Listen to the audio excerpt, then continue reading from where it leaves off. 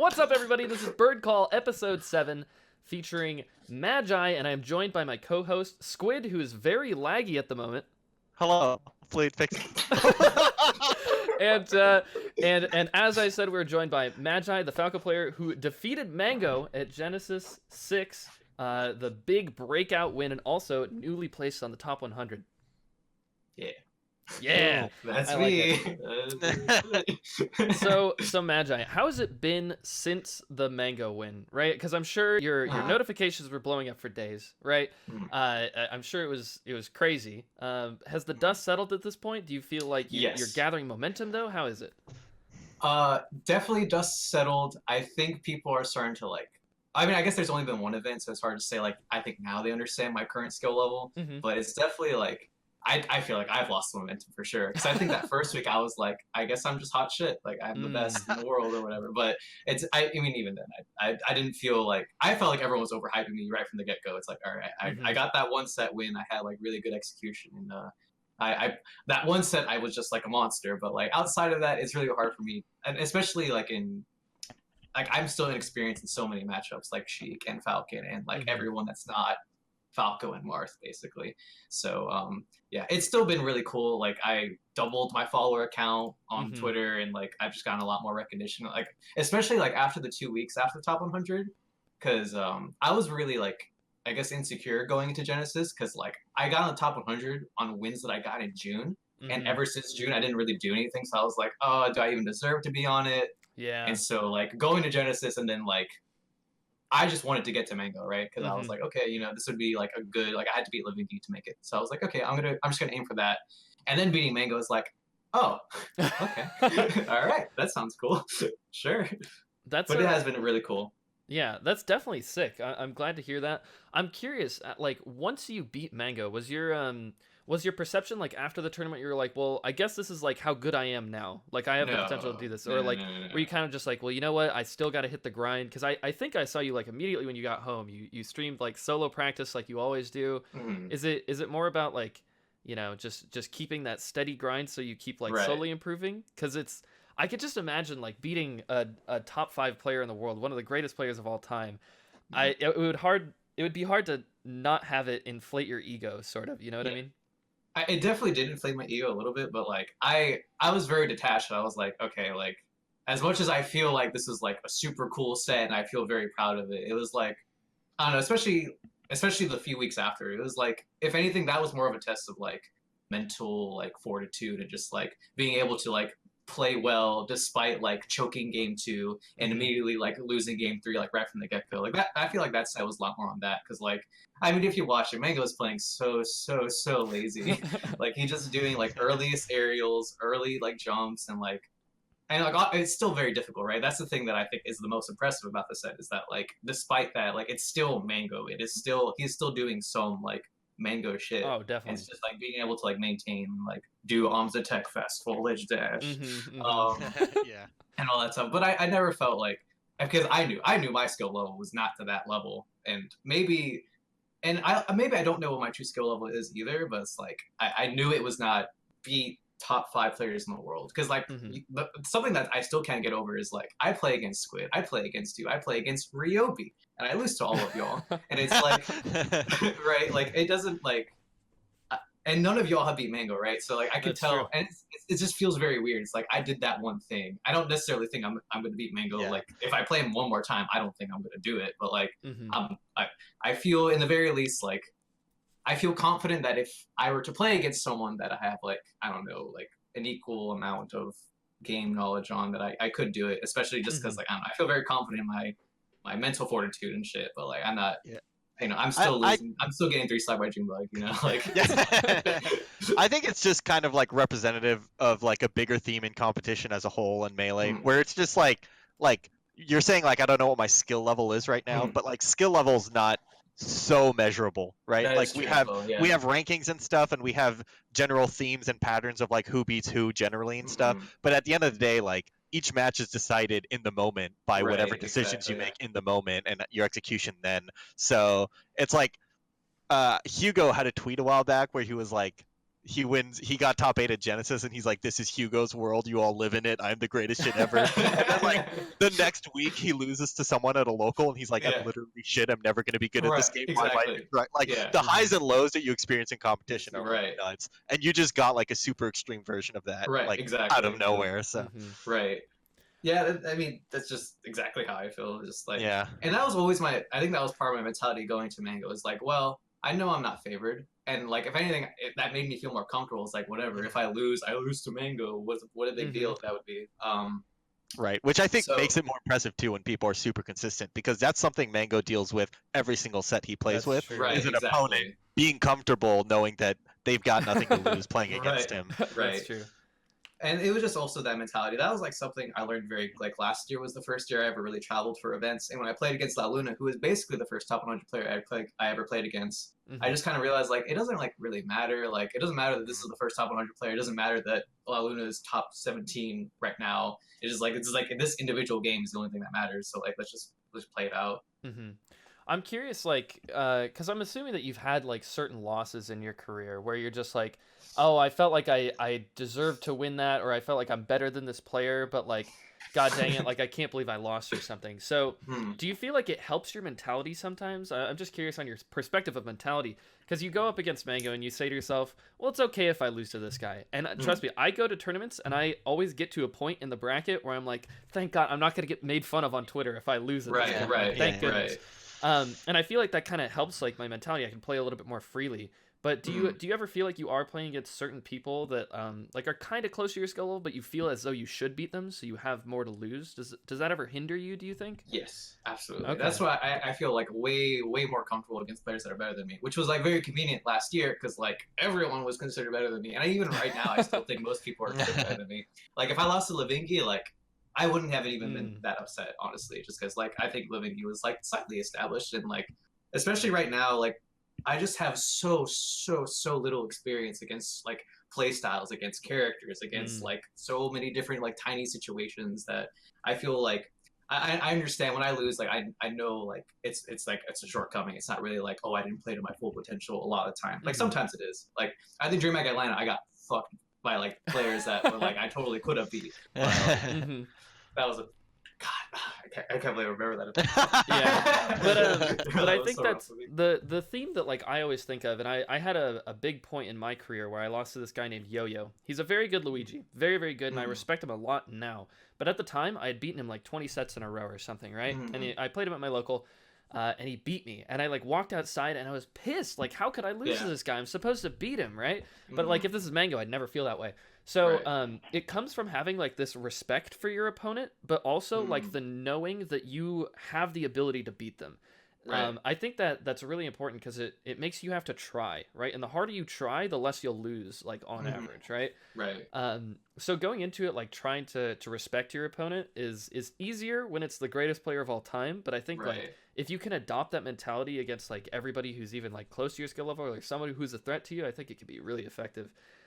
But it's so hard to balance that, you know? Yeah, it's so hard to balance it for a long time too, because every now and then I feel like I find a sweet spot mentality, and then like the next weekly, you know, like at a weekly, I for some reason get nervous at a weekly, and I'm like, I just got 5th at GTX, and then that week I'm like panicking against a Mar thing. What if I never get good, you know? And it's like, yeah, so it's just kind of weird. Like I think, I don't know, throughout this journey you kind of like learn more and more about how you think specifically too, and like you kind of find what makes you tick and find like that zone better and better. I like to go into a match with like I like to say low expectations but low fear. Like not low expectations, but no expectations and no fear, right? So like I even against people that are like lower ranked than me in SoCal or something, like if I'm playing them, I don't want to expect that I'm gonna win, but I don't want to be afraid of them, right? Like I don't want to be like I'm gonna lose or anything. So by sort of like, because that's kind of what you have when you're going up against someone like Mango, where you're like I'm not expecting to win, but also who cares if I lose? Like I'm not afraid at all. Let's just play, you know.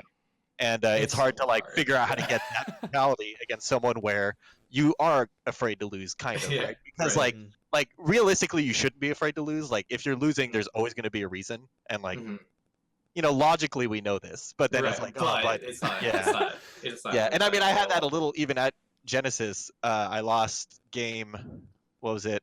I played a rookie to make top 64, I think. Yeah, yeah. And I lost game 1 like pretty badly. And I was like, oh, the Mario. It's gonna be the Mario, you know? Literally, tomorrow I'm playing against a rookie, and the next day he's coming to Louisiana. Really? So I'm Yeah. fucking horrified. Yeah. Oh, I'm sure you'll be fine. Yes. Yeah. But yeah. No I expectations, totally no fear, right? I found Yeah. that the strategy is to never edgeguard him and only kill Dude, him at it's impossible. It's actually 260%. It's literally. Do you have any evidence proving us otherwise, Ginger, that you can edge guard Mario? Do I? No. So I got nothing. in my defense, I've never tried to figure it out because I used to play him quite a bit. He used to be SoCal, possible. and I would. If you tried to. I mean, I'm not sure, right? Like I don't have the evidence yet, but I would win almost every set, but almost every set be like, I really gotta lab edge guarding because one of these days I'm gonna lose. But then I didn't lose, so I was like, I'll figure it out later when I lose, you know. And then I didn't play him for like a year and a half, and then I played him at Genesis, and I was like, I really should have looked into this. Like, Yeah, right. But yeah, I don't know. I never figured it out, so just back air him at 260 for the kill, you know. Right. That's exactly. I feel like the Marios are like, or Mario and Dr. Mario specifically, not Luigi. Only Mario. Dr. Mario's free to edge Okay, guard. fine. Okay, well, I'm not talking about edge guarding. I was gonna say, Okay, I feel like Mario and Dr. Mario are literally the perfect weight to make it so Falco has a hard time comboing. Like, at what percent do you really get a good pillar combo? At what percent do you really like have a great kill confirm off of like a shine or something? It's really weird. It is very weird. If any other character even was like that weight, jab up smash feels like it doesn't work at kill percents and No, stuff. no, like it really doesn't. Like, yeah. I have Jab something back to- air, like I jab back air and it doesn't kill at 178 or something, and I'm like, it's jeez, like fantastic. This is awesome. But yeah, I don't know. Like, I felt like relatively comfortable. The times where I played him like a good bit, it was like the beginning of last year. I went over to Pensacola and we met in Alabama a few times, and like, I like most of my combos like, all right, I'm doing shine up air and I'm fast falling and I'm gonna try to up tilt. yeah, him. yeah, like, because they're super sharkable for sure. right. it's Yeah, not like- that's just. It is just like really annoying. Like I very rarely like, even honestly, that's kind of a decision I make a lot of time. But like, especially like 30%, I just like don't pillar like floaties on like yeah. a lot of time. It's just like it's difficult, and like I also feel like I think I can just get like shine up there and I can gimmick a back here and like maybe we can get something out of this instead of like. Yeah. But yeah. Is that it's really... I know that like Marth is one of your comfort matchups. I feel like that's something that actually gives you some strength in that matchup. Is like you kind of hit him in the air and you like don't pillar at those really low percents. You like scout out a jump or like get beneath them, and like with like if they're coming down with a fair, you get an up tilt and then big damage. Do you feel like that kind of play style is kind of how you play against Marth as well? Yeah, right. Yeah, exactly. It's like I see a lot of people go for a downer at like 30 to end the combo. It's like, well, great, now he's under you, and now the combo's over, and now this is like awful. But even like, I sometimes might take it too far, but like honestly, a lot of time, like if I'm like 90%, or if he's at 90% rather, like I'll choose like up air / back air over like a down air tech chase, just because I'm like more comfortable. Just like, well, I'm just gonna take him off stage and just like, I don't know, try to kill him, right? As opposed to like a down air, which like it's honestly just because I'm bad at tech chasing, but it's also just kind of like how I approach that matchup. Is like I feel like it's really easy to like react to side B to, you know, read a jump, or just like try to even hard read the fair timing, or just like read no aerial. Yeah, read them doing nothing with full hot back air or something. Yeah. Right. So that, I guess that's probably why, is that I feel like a lot of time I can just kill. Well, granted, I haven't played against like the super high level Mars like that often. But like at least in state against like a pretty decent bit of Marts, like I just feel like whatever, like I think you're about to die if I do this back here instead, so I'll just do that instead. Yeah, I think that's really my favorite good. Story was against Kells at Big House. I played a money match, and like he switched to FD Marth, and then I almost forced stuck. He's like, I'm never doing that ever again. It was very like, yes. yeah. Kells is definitely silly. But no, that's really sick. I think that like being good at playing that kind of sharking game, especially against Marth, is something that not a lot of Falcos are good at. So it's kind of unexpected. First of all, it's like not really in the meta, and you only really saw PP as like really the Falco who was good at it. So being skillful in that is great. Yeah. One thing I just wanted to go back to really quick, because we were talking about the whole like mentality and Mango thing. I realize how funny it is now that Squid and I actually watched that set together.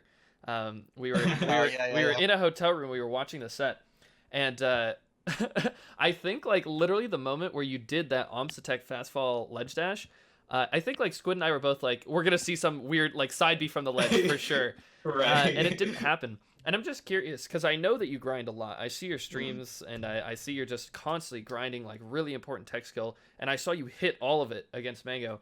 Do you Mm. feel like that's Do you feel like that's because of how much you practice, or was it your mentality in the situation, or a combination of both? Yeah, it's probably like a combination of both. Like it's like some honest like some Michael Jordan shit. Like he even said like like the reason why I do it. Oh god, my computer's went to sleep. I think you're good. We Okay. still see Yeah, you. you're Okay, still okay. like, First, like, fine. I was like, oh, shit, oh, shit. But he was like, yeah, like I practice it like all the fucking time. So like I can just like that's the reason I feel confident doing it. Yeah. But I'm sure and I that's guess what that- Michael Jordan said. I do Yeah. it all the fucking time. Yeah. Right. Michael Jordan was like, I have Uncle Punch. I practice Uncle Punch. You work with me. Yeah. but yeah, I think that was I think I was also just like in a very like perfect state of mind. Not like I wouldn't even say I was necessarily in the zone particularly. It was just like I was just very calm despite like I don't know. It was the first time I actually played in front of a crowd too, so I was expecting like Wow. you even saw like if you watch the set when I do like there's one sequence of Dreamland where I do like 4 uppers in a row Mhm. and the crowd gets really loud and like you can see like oh shit like they're really loud because Yeah. like it's just like very different. I've had a couple Uh, experiences with crowds where I'm like, oh, it's like actually loud. It's not Yeah. like Yeah. it's like loud for a crowd. Yeah, It's like right. this is a lot of noise. Jesus. Right. Like Yeah. but yeah, yeah, I guess I don't know. It was a combination definitely of like I felt comfortable in the moment because like I do practice mentality a lot. Like Mhm. being in Louisiana, like it's not necessarily that I like am exposed to a bunch of these high level situations. I actually am exposed to a pretty decent amount of high level situations. I don't think the players are that bad. Yeah. But there's still a lot of situations that I don't get exposed to, like playing against Samus or whatever weird scenario. Right. But in the meantime, like me and my coach and double partner and everything, Mhm. we practice a lot of mentality, inner game of tennis, reading PP posts on Smash boards, Mhm. the art of learning and all that. Just like coming up with methods to like kind of achieve like pretty peak play. And like part of it was like in that moment, or the thing that usually gets me to play my best is like I take everything into account in that given moment. So like it's the crowd, it's my emotions to the crowd, like everything keeps me like there, like, oh, okay, this is happening right now. And Mhm. like even like outside the game, like I actually have like kind of bad like anxiety, like in general, like a general anxiety disorder. Mhm. I don't know what it is. And usually, like sometimes if I feel really motivated, it's like, dang, I'm anxious. I'm gonna pretend I'm playing Melee right now and just like try to Yeah. keep calm and like try and just like I don't know, just like use my methods there to kind of practice for being Mhm. nervous and playing against Mango. But I don't know, it was like a few things, but definitely practicing. This is a big like way to just say like you should practice too. You were Definitely. boot up Uncle Punch right Yeah. now. Yeah. I think I- Oh, sorry, Squid, go. No. Okay. I was just gonna say that I love your tweet when you lost to Ice Climbers, saying like there needs to be an Uncle Punch down throw down air regrab. Yes. Because you're like that's the only way I learn anything. I really know.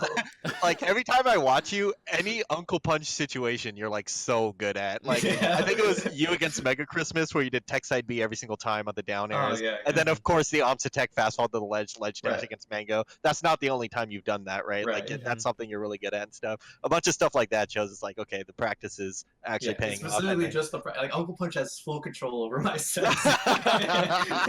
We have to figure out all the things that we can exploit that aren't on Uncle Punch when we're fighting Right. against Yeah, Magi. right, Yeah. exactly. Yeah.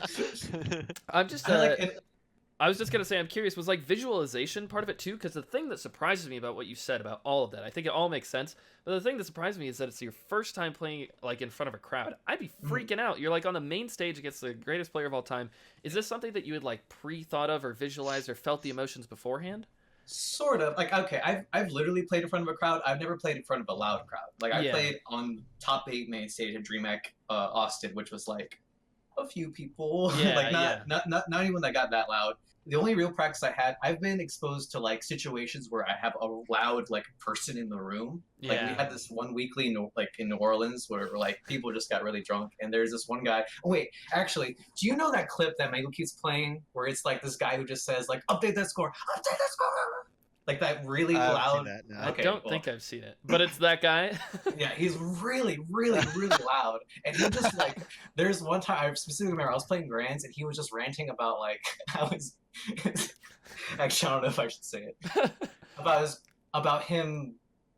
Never mind. He Yeah, was okay. I was pretty Yeah, loud. yeah. distracting. And I think a lot of scenes have that one guy, you know, Oh, yeah. right. because I've had a few sets, like different sets, all with the same guy, and Yeah, they're all like memorable. Of like I have to learn how to play with specifically him there. Yeah. But I don't know. I guess I'm just like, what was the original It was question just again? like visualization, like Yeah, how you visualization, prepared right. for the moment. Yeah.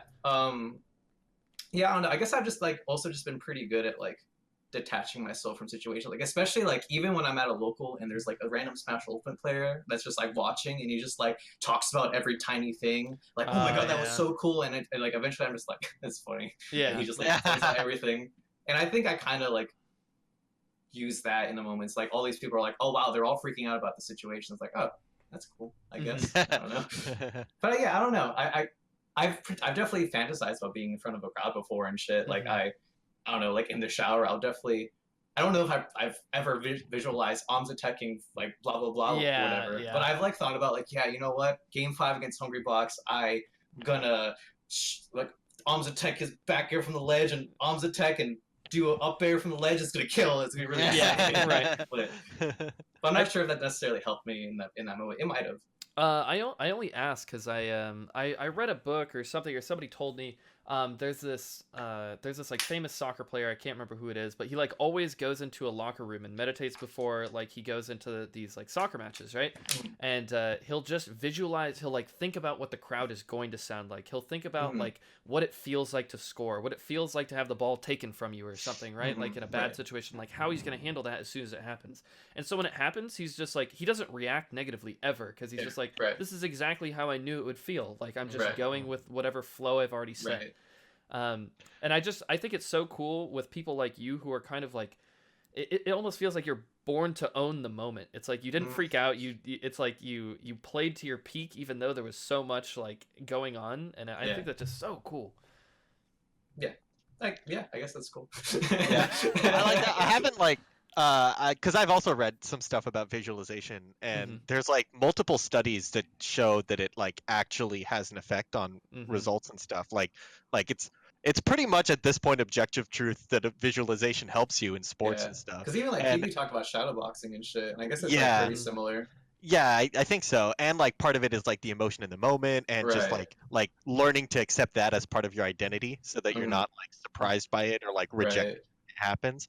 But I like super haven't figured that out. Because like, you know how you're saying like I didn't really like, I sometimes fantasize about it, but did it help me? I'm not sure. It's like I'm kind of there where I'm like I've like tried it because I'm like, well, it's supposed to help, and then it's like, well, that's not really what ends up helping me. What ends up helping me is like things like what I described, where I'm like, let's have no fear and no expectations. Let's try to remain calm and stuff, and like things just focus on emotions and not on visualization. So yeah, and that makes sense. Like, I mean, everyone's like unique too, right? It's like I remember talking about like Leffen at Big House whenever I was like prepping him for Mango. I was asking him like, hey, like, you know, what's like, I don't know, what's just kind of like your method to play, like, or to prep for top 8? And he was just like, yeah, like personally, like I like to play a few games. I like not to get burnt out. And he even brought up like, yeah, but like Armada, like he'll play like for 7 hours before the set, and it probably just makes sense. But going back to like the fantasizing thing, now that I think about it, actually like to give some background, I was homeschooled for like K through 12. I'm assuming if you count online school, I had a lot of free time, and I totally spent a lot of time just like fantasizing about Melee. But I'm not sure like. It wasn't like intentional, like, oh, like I'm visualizing the game. It was just like, that's what I want to do right now. It's just like, I just want to think about the game. So maybe I actually have been doing that for a while. I just didn't that is cool. I think there's definitely like the preparation and like build up of like every day you like think about it or like fantasize about this moment. Like when it happens, you're just like you're owning it because this is exactly what you wanted. And then there's also like the in the moment stuff. So like we were actually talking about sports before we actually went live with the show. But I also played tennis, Squid. But nice. So in tennis, when you hold the ball up, you like hold your ball in your racket, and right before you serve, they tell you to always visualize the ball like going into the box and over the net. And it's like you like close your eyes and then you like do your service motion. And they that didn't help me either. I felt like it helped me. So it's like you know, I feel like there's that visualization in the moment where it's just like, okay, well, like here's that really important thing that I have to do. So I'm like, and I'm gonna visualize how it feels. Like there we go, and then it happens. But I just felt like that was kind of interesting. Yeah, that makes sense. But but yeah, the whole Mango thing was absolutely crazy. It was fun to watch. Yeah. Squid and I were yelling very loud in the hotel room while we were watching. Yeah, I think I've probably, it has like 73K views. I'm pretty sure I've like 20,000 of those. You're just 20,000. I've watched it so like I've watched it enough where I feel detached from the moment, where it's like, oh wait, who did that? Yeah, like, yeah. I don't even feel like it was me anymore. It's like I've watched so many. You have more of a memory of you watching the set than Exactly. you do Literally, playing the set. Yeah. That's funny. That's funny. I just so going from there, we already did kind of talk about how like the dust settled and everything, but the next tournament that happened, right, that we were both at, we both went to Genesis, both went to the script. It's something that we should probably talk about. Falco themed tournament, the Falco round robin. We could start talking about that, right? Oh, that's nice. Yeah, that was nice. It was cool. Yes, the round robin. That was the. So the round robin was good because I felt like it was kind of cool to see you prove yourself again. It was like, you know, here's some Falcos that are around your level. And I think, did you end up losing to Lavingi at Genesis? No, I won. Okay, so you beat Lavingi, you beat Mango, you're like winning these Falco Dittos, and then it's like, okay, well, here's like Mega Christmas, G Money, and like Nerd was actually really good. He impressed me with some things that he did. But it was cool to see you like kind of dominate those people. So did you feel good about the Falco round robin? Because I know you had completed round 1 pools at that point. You made it out first seed, so things were going well for you at that point. Yeah, I was feeling fantastic. That's good. I'm glad. But I was just gonna say, it just looked good, and like going through the motions, it looked like you were exactly how I saw you playing against Mango. All the tech skill was there and everything. Right. Yeah. Especially the round robin's like way easier playing because like there was nothing on the line. It's just like, oh, whatever. Like I felt so much more relief, especially after the end pools. Like when I played Mega Xmas, I lost game 1, and game 2 was really shaky, and so like I did end it really strong, but like the pressure, like moving on to the round robin, is like, okay, I'm literally just trying to go for cool shit right now. It's like I talked to you about it. It's like I think we should all agree to hold in on every combo. Just like, the round robin, like, nice. Just, like show off everyone. But yeah, I did feel very comfortable, especially in that matchup, because like. It's funny. Before Big House, or before Genesis, I would still consider that matchup a matchup I didn't know, and I keep telling people this. On Friday, the day before, I played against Mango. I played against York in 5 first to 5 Papadittos, and I lost all of them. Sometimes it's 5-0. The best I did was 5-2. I think it was so bad. It's like 25-4. It was so. Oh yeah, yours is actually fucking fantastic. Yeah, but yours very good. But like that night, like I was like, Sleepy Kid, I need help. Like I need like, a lot because I've been talking to him like that week and like actually a few weeks just talking about that matchup, and it was just funny because like that night he was like, because he played against me a few times. It's like, okay, here's this very basic idea that I see you not go for. It's literally shield a laser, shoot a high laser, and that'll like help you win a scenario. And then I was like, oh, okay. And then like after that, the matchup made like infinite more sense. And he just told me like, okay, like push your positioning really hard. And like you told me like the next day, like don't get like put yourself in the corner. And so at that point, I was just like those small fundamental ideas, like I think that really highlights like where I am as a player. I'm really good at like applying stuff. I'm good at like once I have the information, I'm good at like, adapting and shit. But like I don't have that information for a lot of situations. So like some situations I look like a complete fraud. And like the Falcon is like the one match where it's like, okay, I'm starting to make this makes a lot more sense. I can actually do everything that I want to do.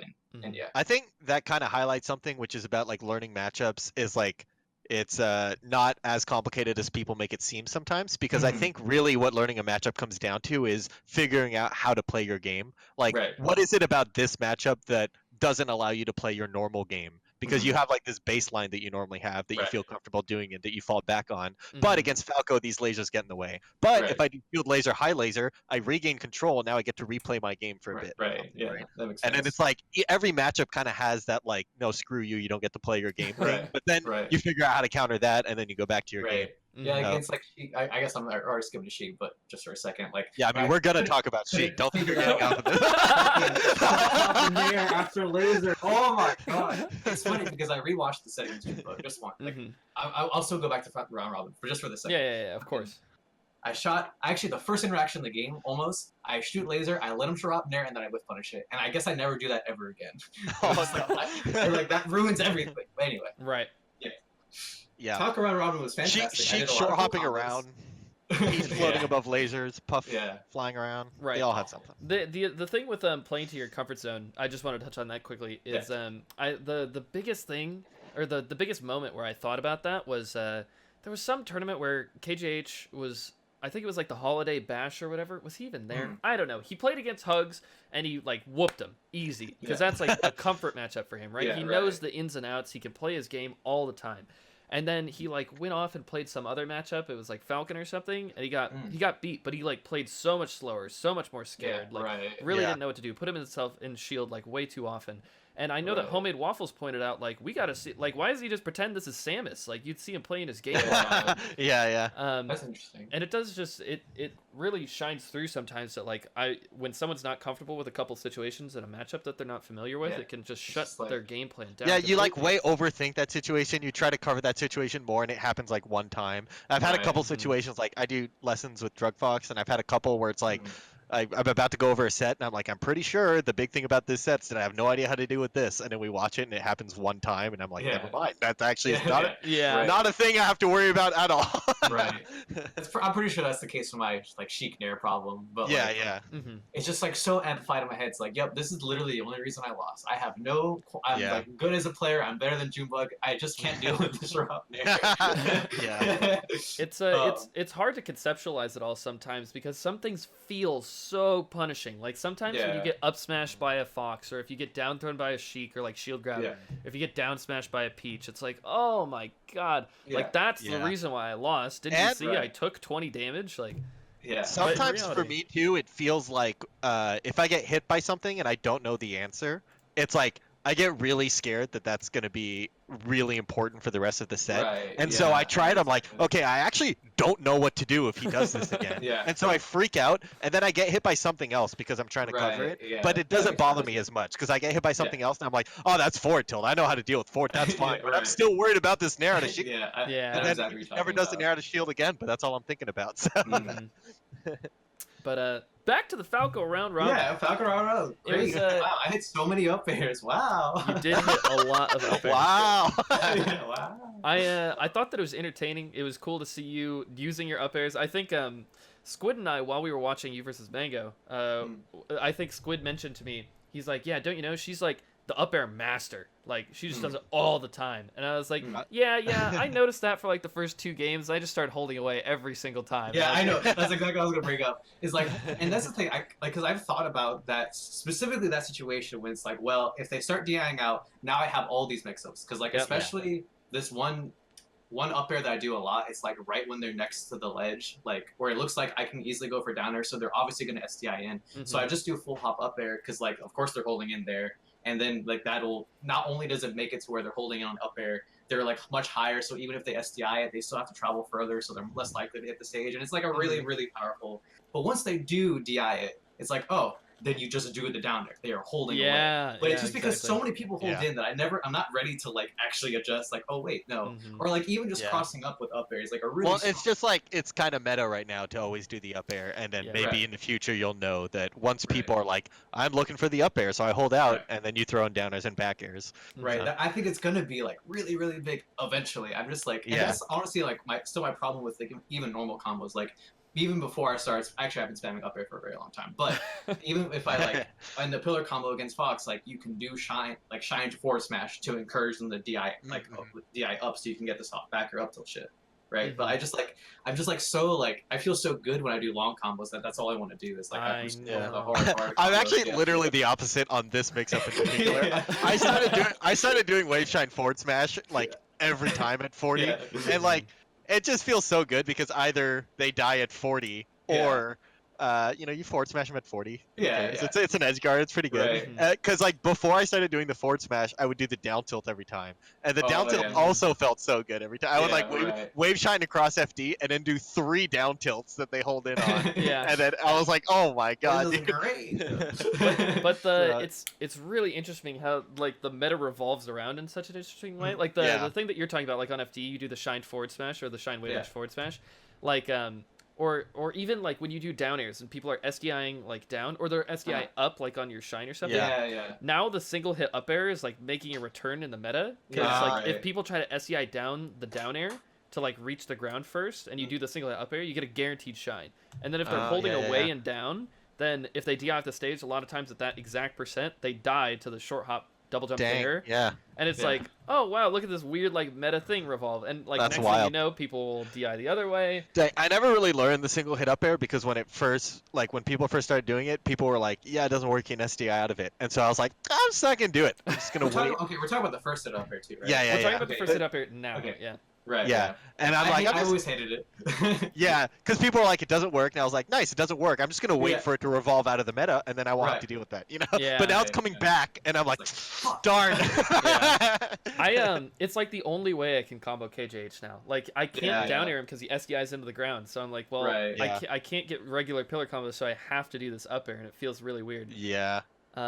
But it is interesting, Magi. I feel the same way. How it's like I feel so good when I can get a really Yeah. long combo. Right. Like you know how many times I've done like literally like up tilt, weak reverse nair, like and it auto cancels into turnaround up tilt, double Right. jump nair to catch their double jump, dash attack Yeah. into weak Oh, yeah, nair yeah, yeah. dare. It's Like, It's literally like I can a- picture it in my head, and I'm Craigasming right now thinking Yeah. about it, you know. But it's just like I could literally, if they DI'd out, just like forward smash. Back in. Right, yeah, Stop. exactly. The me combo that I love visualizing in my head is shine, full hop back air, falling back air, full hop back air, catching the falling Yeah. back air, show hop backwards, grab the ledge hop back air to get Yeah, it. it's like, yes. Oh, what a combo! Oh, some good strong hits there. Wow, back here, wow. But it is Yeah. cool just like how many different styles and like different ways that you could view the game are Yeah. effective. And I think like your style in the meta at the moment is like really cool. What you have to deal with when you're playing against certain players though, and it's really interesting when you play really high level players, like if you play KJH or something, Mm. when you go for that up air, like he'll like learn on the fly, and you have to think like he's gonna know that you know the answer to him knowing, and so there's this Right, that's when it crazy gets like crazy, right. 7-layer Yeah. mix up burrito. Yeah, well, it's like two parts too, because like you're a step ahead of the meta, but also now you're in the spotlight and people. Right, like, now it's like everything is like. Yeah, I think. Actually, the correct way to DI up there is straight up. Yeah. I mean, hopefully people will figure it out on their own either way. But I was gonna say that I think this is kind of happening to Zane a little bit, where like he was definitely like probably 2 steps ahead of the meta during his like rise and stuff. Yeah. Now he's fighting a bunch of people that like super expect what he's gonna do all the Right, time. Yeah. And he's like struggling a little bit, I think. Like it's obviously he's still insane, and Mhm. he's Right. still. But I do think it's kind of cracks are showing to where it's like, oh no, he really does have a play style, you know. Mhm. Yeah, And right. people are kind of like starting to catch on to that, and it's like, wow, this Right. is the opposite of what Mewtwo King would do, but now we kind of know. So Yeah. Yeah. It is interesting to see how all these players adapt. Like I remember Amsa was like an example, like, oh, you see, like this is his little gimmick, haha. But it's like it's really important to shape yourself as a top player to like be able to deal with those things and be like, no, my game plan is actually just so solid, and I know the Right, mix-up's right. even better than you Right. do. That like Right. I know you're expecting it, but like I have all of this in my toolkit. Yeah. Which was I think the reason that Amsa did so well, and hopefully we see the same thing from Zane. You know. yeah, for sure. Like it's definitely, and he's also kind of showing that too, right? Mhm. And it's also like on top of that, both Amsa and Zane are like, haha, my execution is insane.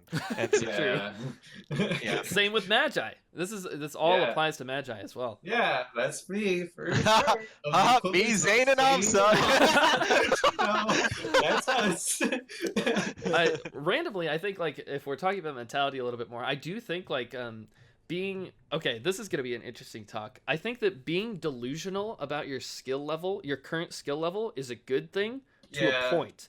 I think Yeah. I talked about this with Sammy and like Zealous 5000 at a Super Smash Con once, and I was like, yeah, I think that being delusional is really good. And they're like, what? Or I don't think Sammy was, but he was like, yeah, like if you think that you're slightly better than you are, you're like able to achieve those wins that you probably wouldn't have had the confidence to like get otherwise. You know what I mean? I So- think. Go ahead. I was just gonna say it's hard to be like, yeah, me, Zane, and Amsa, but it's just Sure. like you should expect yourself to be in this class Yeah, of people yeah. that can achieve a lot. You know? I think like kind of similarly. When I play against Aluna for the first time, like I promise this is not shit talk, but one of the first things I thought of is like, oh, like he's a human, like he's just making a decision, like so it's kind of the opposite. Oh, you just said you- that you about called him? him a human? You're just. Yeah. Thank God you put a disclaimer in front of that one. But like I think that's how I approach it. It's not necessarily that I think like, oh, I'm the equivalence of skill because I think Zane and Amsa are fucking amazing and I'm Yeah. fucking amazing. It's more like I think Zane and Amsa are like human, and they're making. As Yeah, long as I yeah. can figure out if they're making a decision, I can read the decision, and like I Definitely. can also just like Yeah. kill them. Because I was going to respond to Ginger's thing with, I've had this theory for a while that there's kind of like, I think I might have even mentioned this in a previous episode, Maybe. but that there's like the two schools of thoughts of the Leffen or the PPMD, where Leffen, You have mentioned it, but yes, please. yeah, Yeah. just that Leffen believes he's amazing, and that's like the motivation that Yeah. pulls him through, that works stupidly hard, and because he thinks he's amazing, he tries to prove it. Yeah. PPMD believes nobody is amazing, therefore Right. anybody can do it. Why Yeah. not me? And then he does I'm it. absolutely in the PP school of thought. Like I didn't even know Yeah. that was the PP school of thought, but that, and it makes sense. Like I said, I've read I haven't read a lot of PP books. I'm gonna be honest. I'm a really lazy like reader. Like my Howard like takes out excerpts from books. Is like, okay, read this because I know you're not gonna read it. And the same thing with PP Post. He just like takes out, all right, read this, and like it makes it very like edible. Read the bold parts and the highlighted Right. Well, like I don't blame you on that. There's 632 pages. Yeah, of it's stuff actually on the Falco discussion dude, thread. the also problem is a lot of it is just not very useful. No, like there'll be posts from like fairly new players that's just like this long with like 12 clips in them, and PBMB answers all of them, and I'm like, yeah, and sometimes I open up the clips and I'm just like, oh, maybe this is like a good situation that I like care about, and it's really not. And I'm yeah, like, yeah, okay. Right. Heck. But transitioning from the Falco round robin, then we go to bed, we wake up next day, and here we are where the bracket starts. Right? Wait, don't go to bed. Stop. You can prevent this. I'm from the future. So yeah, day 2. It's round 2 pools. How did that go? I don't actually recall who your first opponent was. My first opponent was Junebug. Oh, okay. Yeah, I remember how that went. Wake up into Junebug. Yeah. And I mean, like, I was trying to like get advice from people. Like, I talked to you. I talked to like, I don't know. I didn't even get to play against Sheik that much like before the set, but I was just like trying to figure it out. Mm-hmm. And it was just. It just didn't click really. Right. I think part of it, because I am going to bring it up, because you did kind of like give me perspective. It's like, yeah, I didn't sleep very well. Like I did IRL streams every night. I went to bed at 4 a.m. I woke up at 9 because I really wanted my yogurt and my banana and my cereal, and it wasn't a good decision. And I think, and like I said, it's not a John necessarily. Like it is a John if you like frame it that way, but it's like I said, it's a part of the game. Like you need to like get good sleep. That's like the same shit as like not knowing how to punish Nana, basically. Exactly. Right? Yep. I want to clarify that.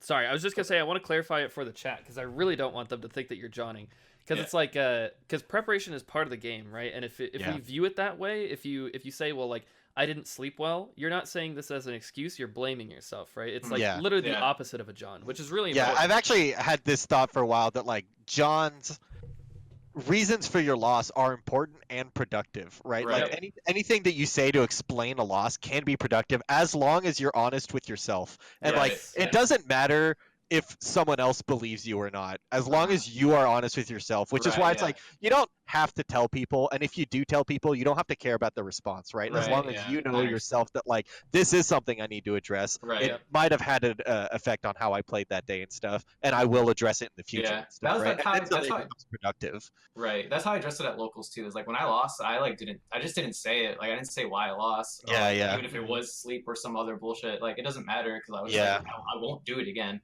That's right. I think it was like no Johns just came from like people who were like, "Yup, I lost because my teeth hurt," and that's it, and they didn't like never learn from it. But yeah. And I think particularly like I actually have tried like because my local is like a Swiss into like a top 8 double elimination bracket, and like it happens like in the middle like at 6 to 7 p.m. So a lot of times I'm really used to playing tired, and I try to like kind of force myself like, okay, like try to play your best while tired right now. And I think it works playing against like characters and matchups and situations that I'm aware of. I think I'm like pretty like I have like a method. You fall back on your habits and what you know. Right, but against like if I'm learning a new character, like I'm not even that terrible. I feel like at like live adapting to a situation, but like doing it while tired is like a lot Yeah, harder, yeah. basically. And I mean, when it's a top 50 player, like Junebug's Yeah. like Yeah, yeah. 45th in the world. Yeah. It's like, okay, well, like, yeah, I'm ready to adapt on the fly, and it's like, well, he's already adapted to your counter adaptation Yeah. or adaptation. It's like he's already punished you for 90%, and like now you're Right. off stage. Like, have fun Yeah, yeah. adapting from off stage. Like, Right. Yeah, oh, well, down God. 2 stocks, like. Yeah, exactly. Right. And I think that's part of it. But I'm honestly like, I still think like even if I wasn't tired, I think I would have still lost. Honestly, I don't, because I think I was just so behind in that match, and I think like I don't know, I think it would have been possible, and I think especially if I learned to deal with that, like or maybe not even the narrative, if I learned to like deal with like whatever thing, because honestly I might have been too tired to realize what I was actually listening to or whatever. But yeah, I think I still would have lost. I don't know. It was pretty rough. Like it was 2 stock or JV3 into 3 stock. Like there's only so much sleep can do to your set, I think, to a certain degree. That's true. I think just staying mindful is like the thing that sleep helps me with. But like, Yeah. if you're just so far behind, and I'm curious about this, do you not have sheiks like in your region, like at your local that you go to? I do have a sheik. Like, well, I have a sheik in my state. We don't play as often, especially not that much anymore. Okay. But the big thing is he's like, we kind of make fun of him for it, but I think it's like kind of true. It's just like he's like a lot slower. Like he's not like a super technical sheik. Like he's good. Like we make fun of him for it, but he's like a brawl player. And so okay. Just a ball player with fundamentals, whatever that is. And so like, and he doesn't really tech chase and like all that shit. Like there's a lot of situations that like I feel like there's a lot of situations with Sheik in particular that I'm not good at. Like Justin teaches me how to play against like a good player, not necessarily how to fight against Sheik who's doing everything like pretty solidly, if not perfectly. Yeah, that makes sense. It's hard too because they're like my Fox practice in Michigan is obviously like KJH. Not every Fox plays like KJH, so it's like okay, well, time to play against Ryan Ford, who's like he's just gonna back air you, and that's what he's gonna do. So like, what do you do against that? Kalindi doesn't back air, and I'm like, oh god, like, all right, okay, I have the Fox experience, literally my most practiced matchups, but do I really have experience against this style of Fox? Yeah, right. That's exactly, and that's how I feel with almost every matchup. Or I'll go as far as to say like I've never played against a Samus except Swooper at the weekly before Big House, and I got 3 stock, 4 stock. So it's like, dang. Dang. Matchup experience is definitely a thing. It's tough. And you said you don't have net play, right? No net play. All right. Which makes me, like I said, like I'm like so like it makes me like feel like a little bit like I totally got on top 100 while only staying in region, without traveling out of state, without net play. How about that? Yeah. How about that? but yeah, it's definitely, I can't wait to get it. Is definitely how I feel. I was gonna say you'll always get, well, PPMD did it with a VHS player, no Uncle Punch mod, and but it just shows how like anything's possible. I think that's cool. Like for anybody who's even watching this, yeah, like, for sure, everybody's capable, and as long as you're productive with your practice, like if you utilize your resources, whichever ones you have, it can be effective. Right. And sometimes it's prioritization too. Like if you think about it, is there a world where you could have been prepared enough to beat Junebug? Absolutely. Right. Like there is things that you could have done beforehand somehow.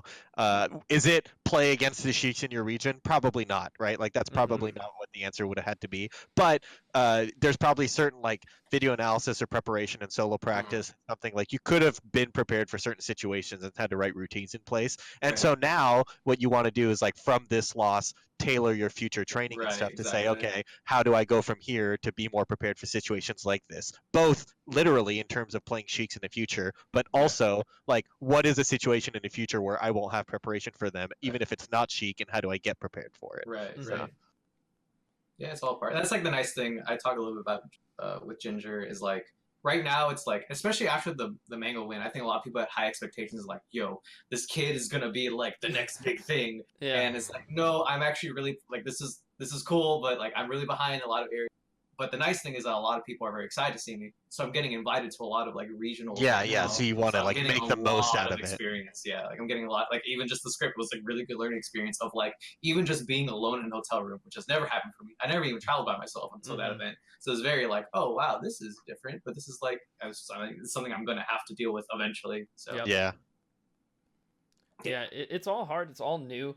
It is cool, like what you've been able to achieve, and like you should 100% be proud of it. It's like what you're saying is like, oh, this kid's gonna be the next thing. And you're like, no, no, no. But it's just Yeah, like wait. you have It's like, well, achieved a you lot. kind of already are, right? Like that's Yeah. because on one hand, it doesn't matter. Like Yeah. competition is so like short-lived, kind of, right? Or like Mhm. achievements in competition, to where it's like what did you do 2 weeks ago? I forgot. You know, like Yeah, right. Yeah. and How many subs do you lose against Sharks? yeah, yeah. So like on one hand, it doesn't matter, and then on one hand, it does matter in that like, well, you did do those things, right? And you did accomplish it. And then I think like a third one where it's uh, like even in the moment when it happens, like we attach meaning to wins and losses and stuff, but like that doesn't actually help define your playstyle or how you play or who Right, you are and exactly. stuff, right? Like at the end of the day, we're assigning that meaning, and you can choose to just power through. So when people say like, "Oh, it's gonna be the next big thing," it's like, well, I am who I am regardless of what happens. Right. Definitely. One question that I got asked on my stream today was, who do you think is better, you or Westballs? And you're fine. Someone asked me, who's better, you or Westballs? And I was like, well, like, what do you mean by like better? Because like the concept of being better than someone is actually really hard to define. Yeah. Like you can only go by like the culmination of results and people's opinions, like outside opinions on those results. But like what really matters to a person who's pursuing like high level competition is like the situations, right? So it's like exactly. I'm sure I've been the best player in the world for like 5 seconds at some point, but it's like I'm sure Westball is like maybe more consistently has like a stronger punish game or something. But it's like how do I even quantify all this? So like I've said before that I can be a top player for about 6 frames at a time.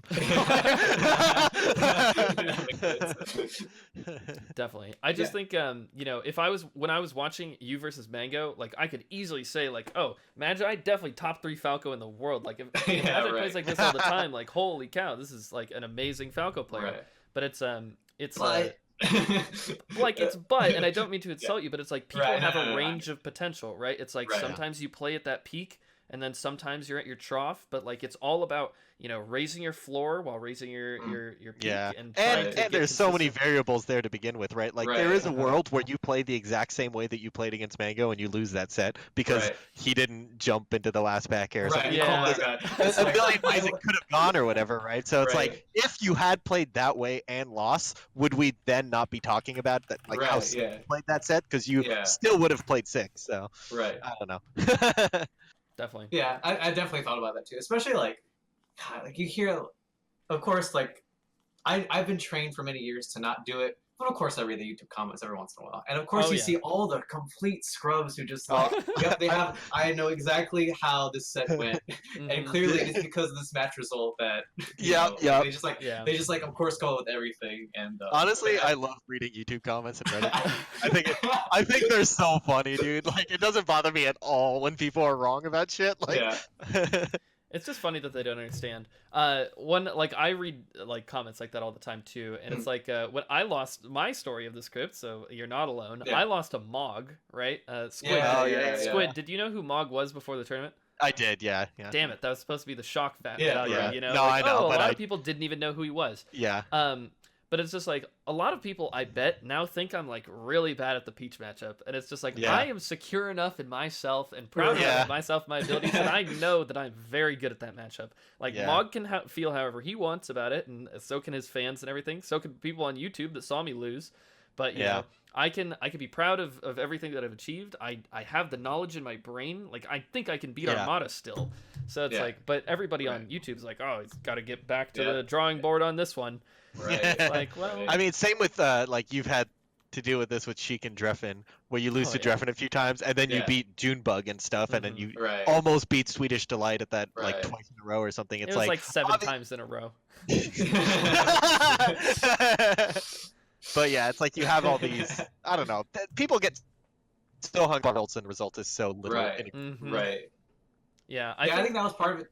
Go for it. I was just gonna say, like, high level players know that results don't mean everything. So when you're talking about like how good are you at this, or how are you better than somebody at this, it's like, well, what really matters is like what's happening real time in the middle of a match. You know. I think that's how I felt with Mango set 2. Is like I did win, but I was like, that doesn't mean that all of a sudden I have all of the situational awareness that I need to beat Mango in the best of 5, or even like, I don't know, a best of 3 that like had longer games. I don't know. There's like a lot of situations I did not get exposed to. So, and that's funny. Like I told you this, but like I was like literally like thinking about like in the future is like, who do I think I'm gonna have the hardest time beating? And I put Mango as my number 1 because I was like, this guy is the master of like individual like mix-ups and situations and all this bullshit. So there's no way I'm gonna be able to beat him. Like I have to beat him with pure game awareness. And then he played a set where he was like, actually, I'm gonna do no mix-ups at all. Like, great, I'm down. Sure. Cool. Cool. Yeah, nice. I'll take it. But that's again just showing, and it's, I don't want to take away from your loss at all, but I think like we're both kind of on the same page about how all this went. It's like with that range of potential that people have, it's like, you know, Mango wasn't playing all of those mix-ups or the individual mix-ups exactly like how you said that you might have had trouble with, or like if it was a best of 5, different stages might have affected. There's so many variables, and so like on that range, it's like he was probably playing maybe towards the middle of the spectrum, maybe even towards like not really the bottom. His like his execution was still very solid. I think some of his ideas were a little misplaced, but like the way that you punished it was incredible. It's like you're playing close to your peak, and it's like as long as those two things align, like you have the potential to beat so many people. Obviously, pretty much anybody in the world, because everybody has a range, you know. The hard part is like Armada and Hungrybox, who are like literally the like picture perfect like examples of consistency. They only have like peak and like barely not peak. Yeah, and I think I like what Bones said the time he was on here, where he brought up he's like, it's not a character thing, except that it kind of is, in that the fact that matches are just longer, right? Like Mango probably can adapt to certain things, but the set was just short enough for you to claim the win, right? Or something exactly. like that. And against Armada, like you could have played that good and outplayed him the same amount of times, and then he would have, you know, an entire game and 3 stocks to go before he lost the set, you know. And so you just have to outplay people for a long period of time and stuff. And it's funny because people were like, dude, this wasn't an Ice Climbers that did it. Holy shit, that's such a big deal. But it's like, I mean, if it was still a Spacey Ditto, it's like you have a lot less time. That's definitely like a big factor too. I can see that. But also he hasn't lost to a Falco in like since Westball. Like ever. I can't. But the last time he lost to Westballs, was it even a Falco Ditto? Like it was probably 2014, man. He lost to Falco a few times. I want to say like 2016. I want to say 16? He went Fox for at least like 1 or 2 of the games in the sets where he lost. Whatever it was, like you accomplished something amazing. And I think it's the perspective that you have, at least what it sounds like, is really good. It's like, I'm really proud of like what I did, and I performed in the moment, and all of that was amazing. My mental game was great. And then you're like, but I still have a lot to work on. And it's like so many people would walk away from that like strutting, you know, like, haha, I'm like literally the best of the world. But you're not letting your ego hold you back, and I think that's really good, especially for long-term growth.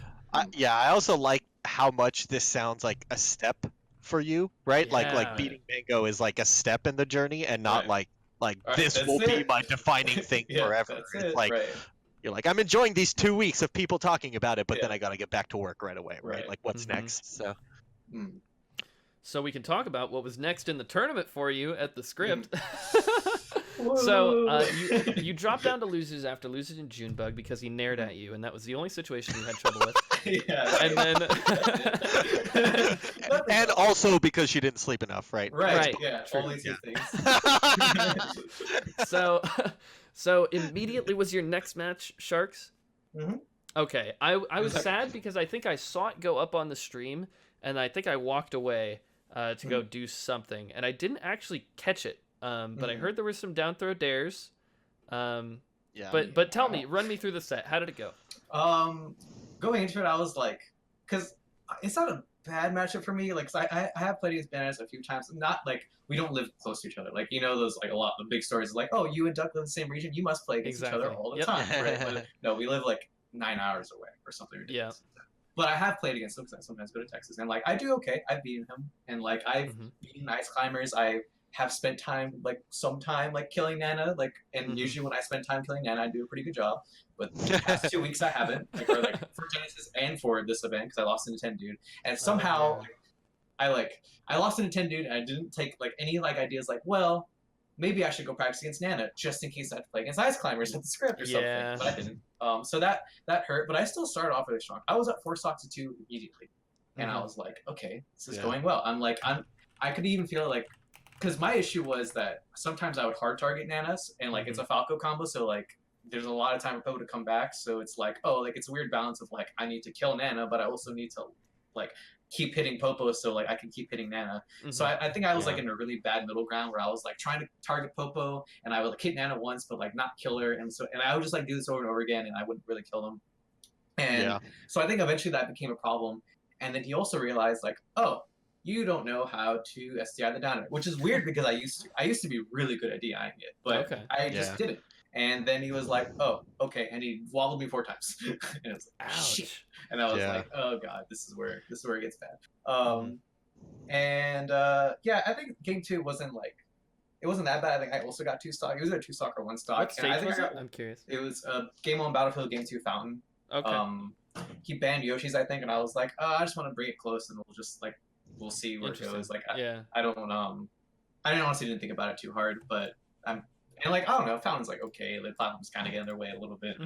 But yeah, I went to. I think I did like still like okay. It was a lot more close, like I think throughout the game, but like still like I could go up and then it's like psych, down throw down air, and I would miss it. And you could even tell like every time he did it, he shook his head. He's like, oh, I can tell you can't do it right now. Yeah, Ice Climbers always shake their heads because they feel so bad about doing it. Oh, darn, I'm wobbling you to proceed in the tournament. This sucks. But yeah, and that's all it really was. I felt like, and that's like, I didn't feel like terrible about it. It's like, okay, whatever. Like, I know why I lost. I feel like I was very sad, but it's how it is. And at the very least, I just know what to do. It's like, all right, I'm going to practice. I need to practice killing Nana. I'm going to practice down to stupid dare SDI. I guess the SDI is going to become more important if they actually ban wobbling. Oh, that's so funny. I was actually thinking about that like they're going to ban wobbling and then nothing's going to change. Still.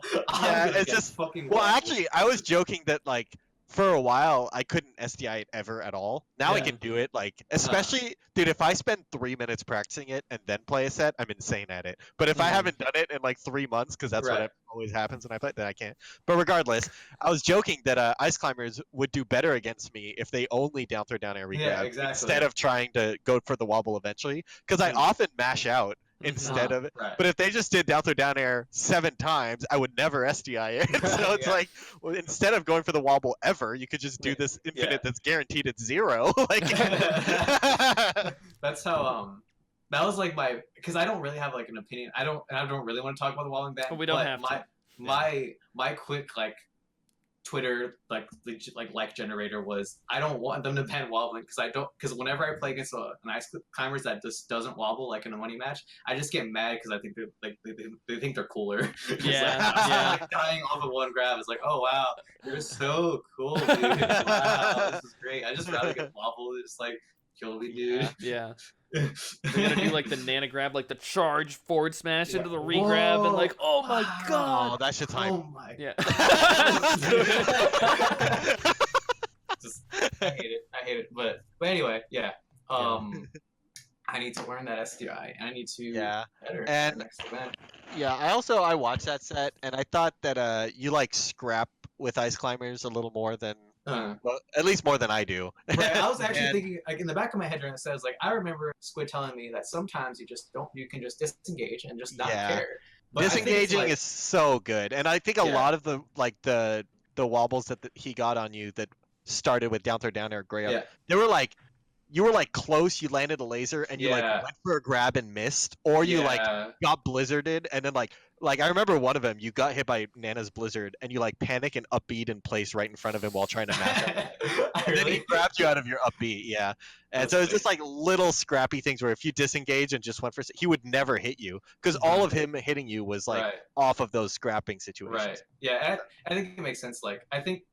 Also, like sometimes what ends up happening to me is like if I'm losing and like I think about like Squid told me that I can disengage. Part of me is like, well, even if I disengage, I don't know the situations any better from over here than I do from right here. So I can just like say like part of me is like I'll just like play my game instead because I feel more comfortable doing that. Because that's what I feel like when Smash Ultimate players give me advice in that game where it's like, oh, just like avoid everything. Is like, well, I don't know how to actually hit them after I've Like, it doesn't change my. Oh my god! I had someone tell me to just hit Rob as his advice. Yeah. You're like, oh my god, I'm mad now.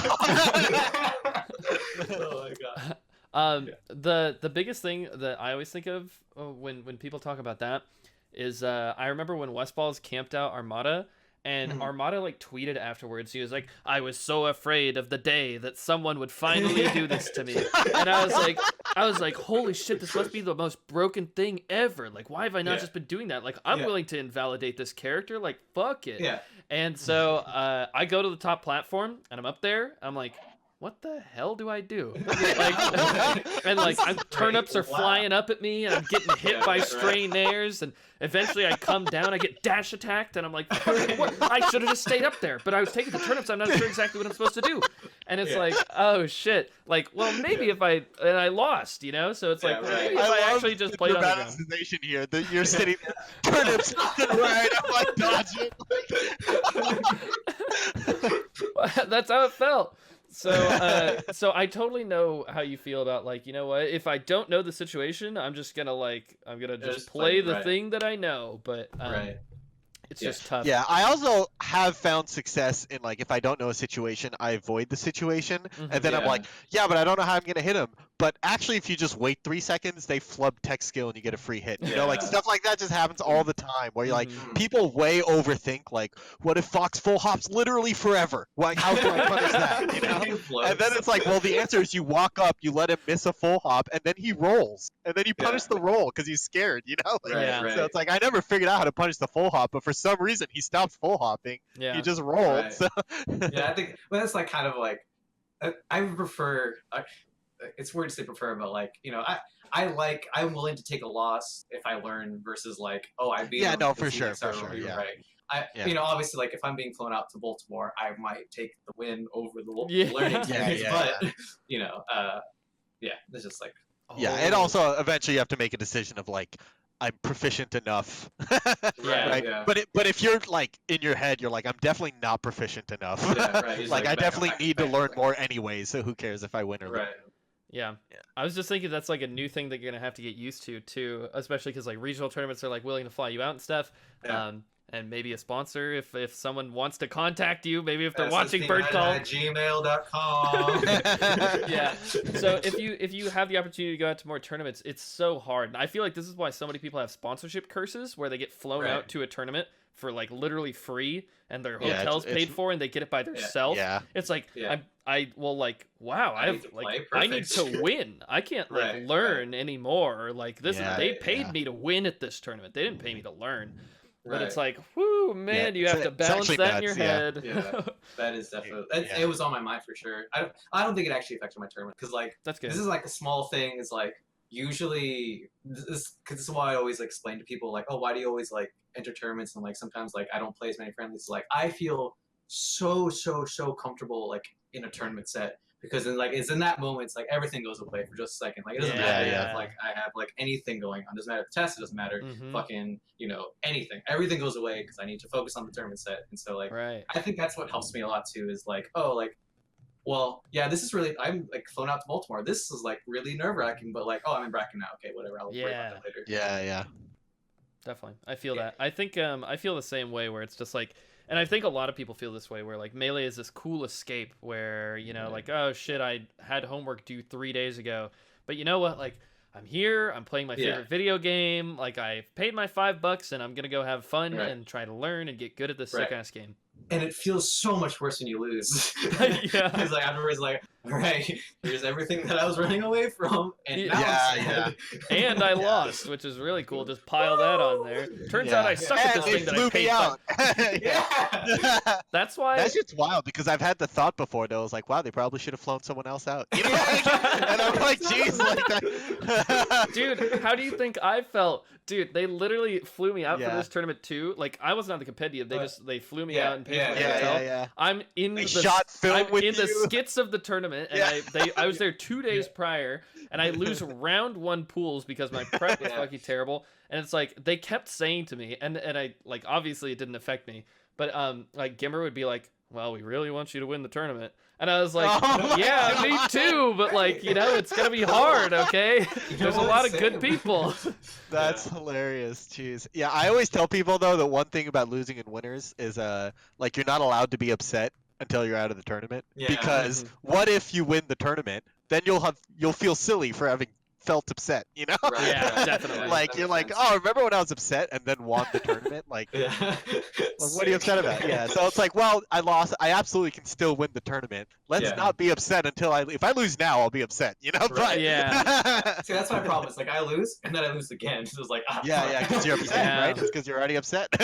No, it's not upset. I'm not upset. I just lose. You just lose. Oh, I see. You're just saying you did. You're like, no, I did lose again. It's the second event in a row that I made it out of pools. Felt really proud, and then I go to. Yeah. It's like this No. always happens.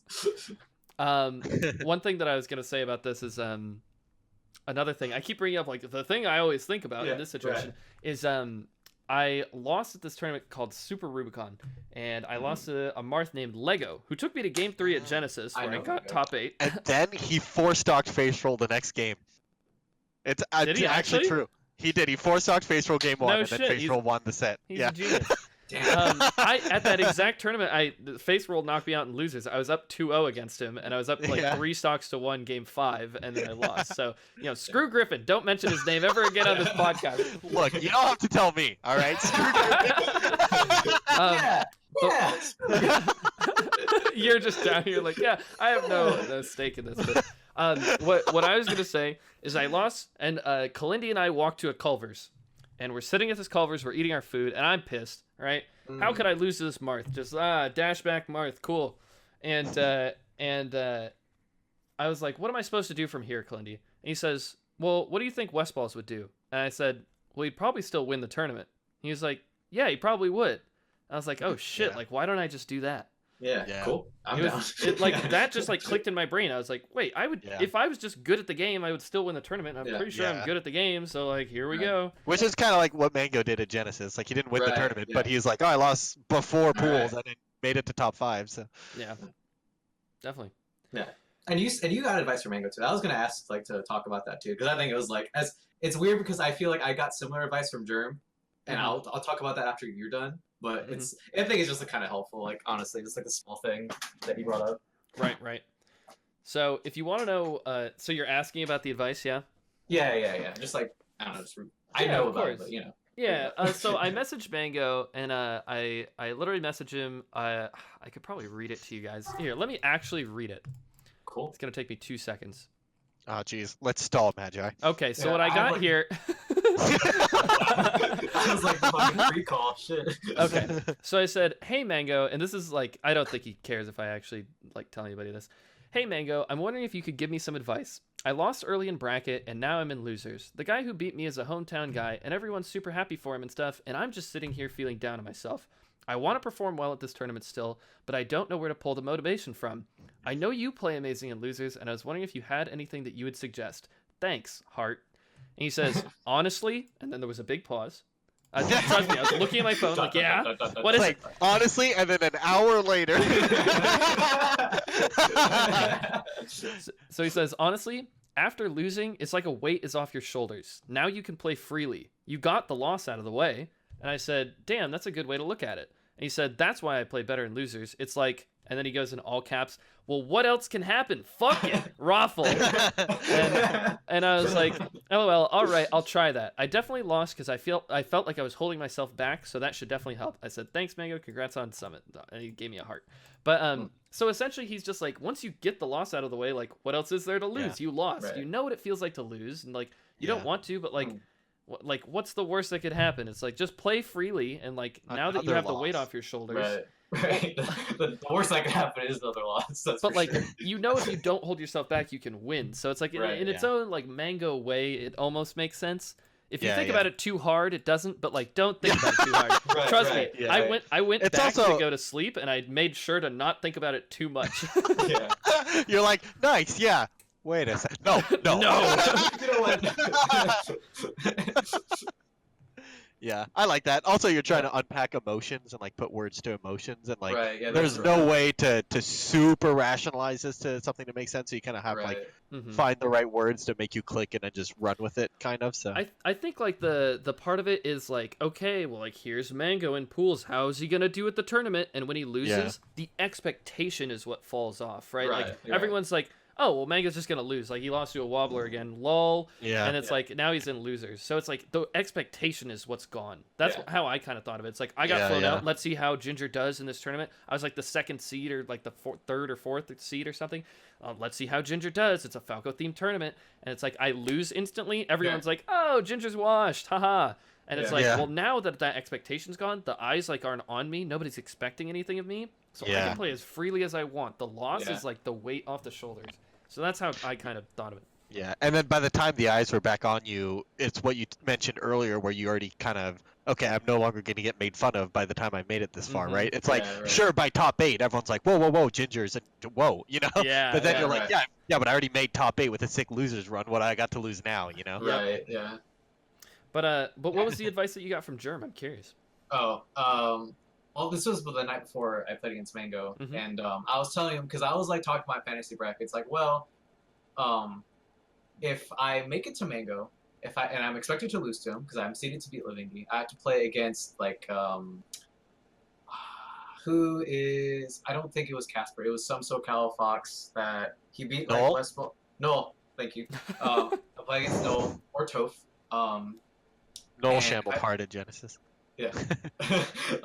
And then if I win that, then I have to play against Toussaint. Yeah. I'm like, fuck. I really don't want to play against Floaties. But if I beat Mango, then I get to play against Hacks instead. Hacks, QPU, and then someone, I think it was Triphasia, but like, it was, at the time it was GT King. And I was like, well, shoot, I know those matchups. I guess I have to beat Mango. And I was telling Germ all this, and Germ is like, at first, of course, he laughed, like, oh yeah, just beat Mango. But then he was like, you know what, kid? Like, honestly, after all these years, I've seen so many people, like, play against Mango, and they just hold shield, and they completely crumble. So, like, you just, whenever you play Mango, you just need to play your game. And, like, he even said, like, even you just bringing up that, like, you have, like, because I didn't really have the confidence, but I was saying, it's like, just because you can bring it up, and, like, you know, I feel like you can do it, basically. And so, obviously, to me, it's like, oh, this advice is like, oh, thanks. But, like, I mean, and I don't think it really had an effect on me, but I did beat Mango the next day. And you never know, right? It's and like the culmination of everything that kind of led you to that moment. That's and just like, and like, in that moment, I was like, before I played before I played Mango, I was like, well, yeah, I'm just gonna play my game. Right, and so here we are. I play my game. You'd be surprised, like you said, like I don't know if that advice helped me or whatever, but you like saying before that set, like, well, here we go, I'm just gonna play my game. Little mantras like that are man. Yeah. Super like trigger phrases that you can give yourself. Right. And also, because Bonsor just reminded me in the chat, he was wasted. Germ was. Wait, that makes it better, yeah. The sage advice from the drum. And the next day when I saw him, he was also, again, really funny. It was really funny. Shout out to Germ. He's lived in Louisiana for like the past 3 years. I played him tournament like twice, and that's it. Wow. Wait, he lives in Louisiana right now? Yeah, I did not know he works for Neversoft as an artist. Oh. He's a really good artist. But yeah. He like the first like few months that he was here, he just like won a few tournaments because none of us played Link, and then like the last time I saw him at a tournament, he like was drunk and went 0-2, and then I never saw him again. Wow, that's funny. I really do love him though. I've had 2 different pretty good Links that have been around SoCal, so I've had to like learn the Link matchup twice now. Dude, it was incredible. Like none of us were like, wait, the Nair's gone, but it's still there. It's so weird. So funny. One of my first bad losses was a Link. And the way I dealt with it, I was a Fox Falco dual main at the time, and I was like, I'm pretty sure they just both destroy his ass. And so I went Falco, and I lost. They do. I like traveled to Canada, and I lost. So I was like, damn, I went out of the country. J6, or not J, it's Sauce? Nope. Wow. So, because that would have been a respectable loss. So I love that. Nope. Anyways. I'm sorry. I'm never gonna ask ever again. No, it's fine. It's fine.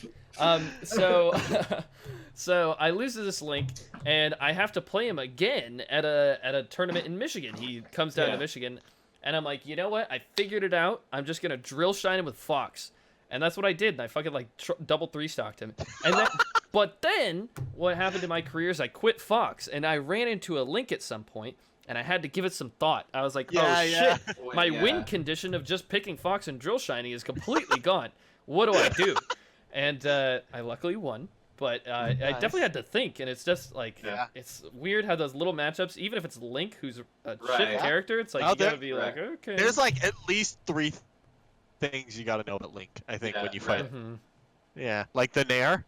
The fact that down smash shield pokes if you don't point down or light shield. Yeah. And the fact that you can't space aerials on his shield because his shield grab is forever. If you ever do fade back aerials. I lost to that Link when I was in a phase of my career where I did late aerial shine, fade away aerial. That was the only pressure I did. Right.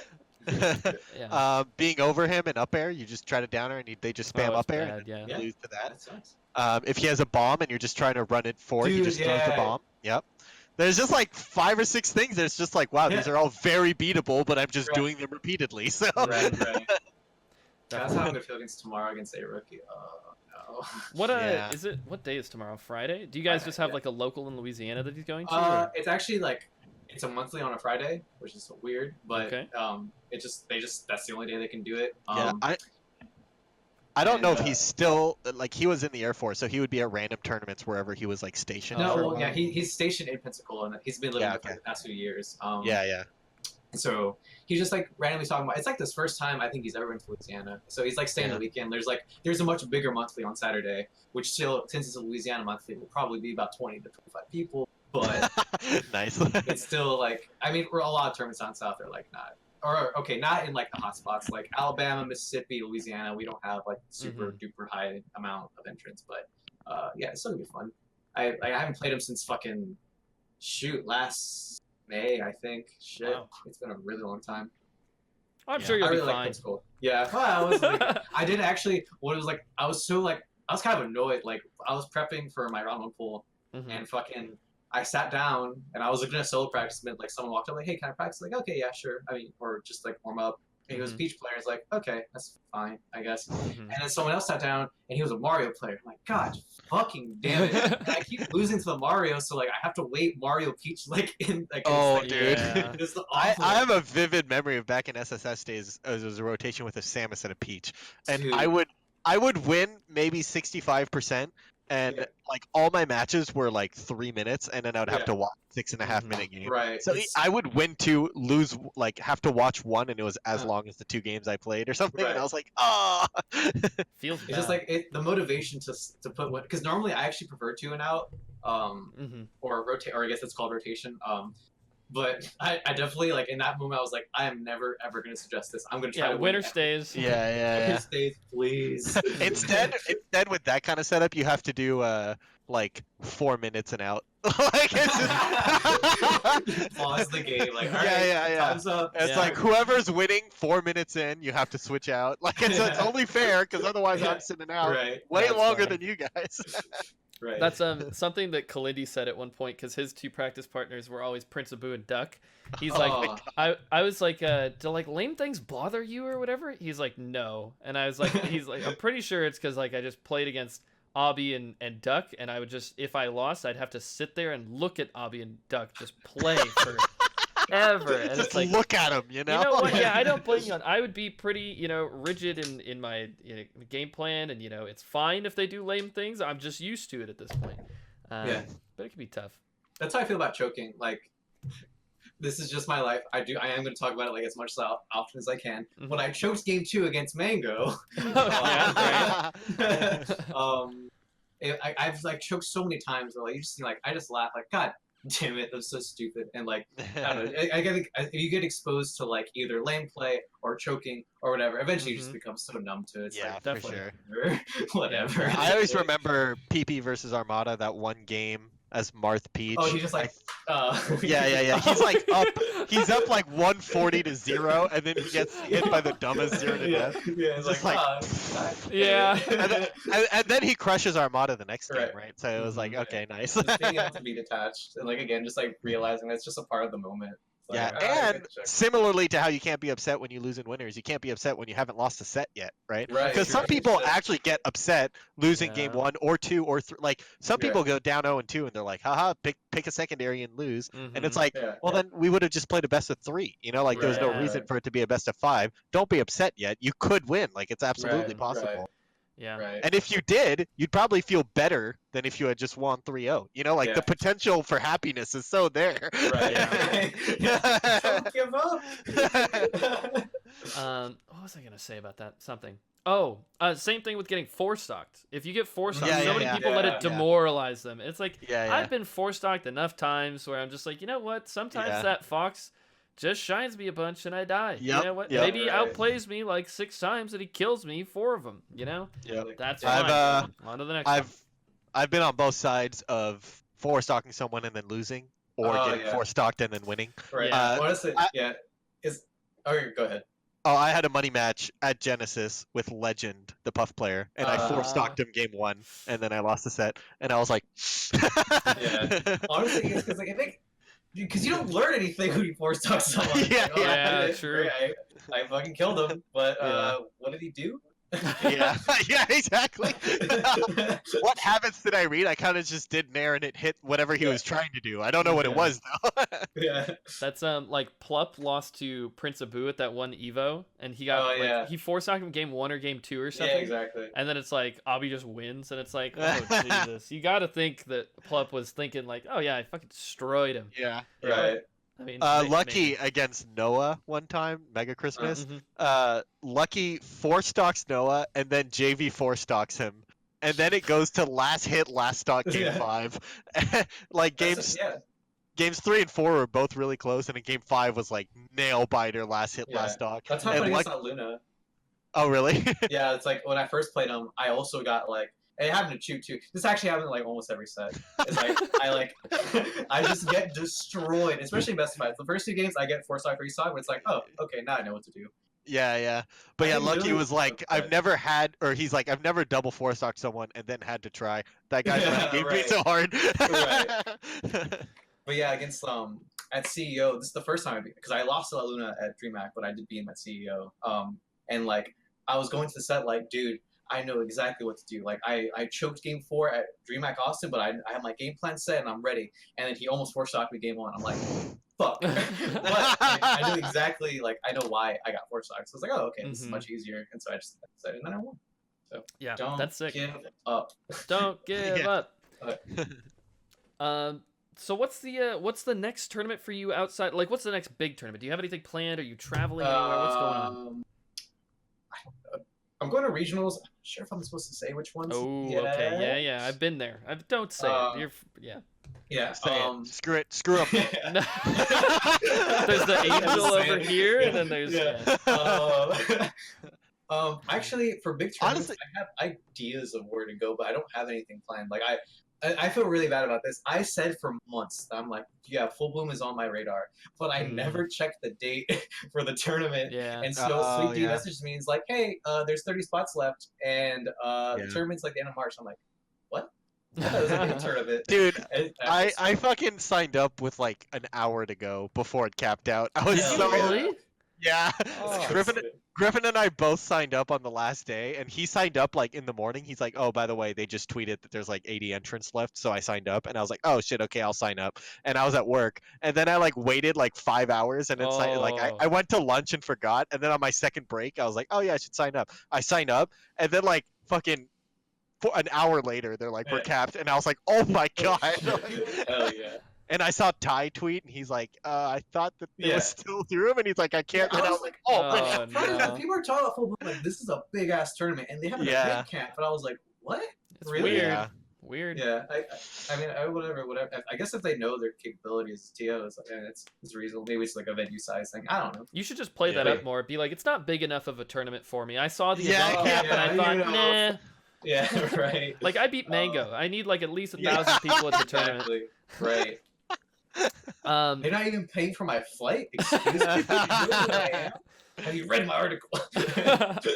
do you plan to go to like certain super majors though? Do you have certain things on your radar? I would like to go to SmashCon. I would like low tier cities close by, so Okay. I'm probably going to that. DreamHack Dallas and Smash and Splash should happen the same weekend. I don't know which one I'm going to. But basically from here until like June, I don't think I'm going to like any big tournaments. Just like a bunch of regionals that I've been invited to. I gotcha. Time to grind secretly. Exactly. Or on stream where you can on stream watch, at twitch.tv/SSP Magi. There you go. Drop a follow. It's free.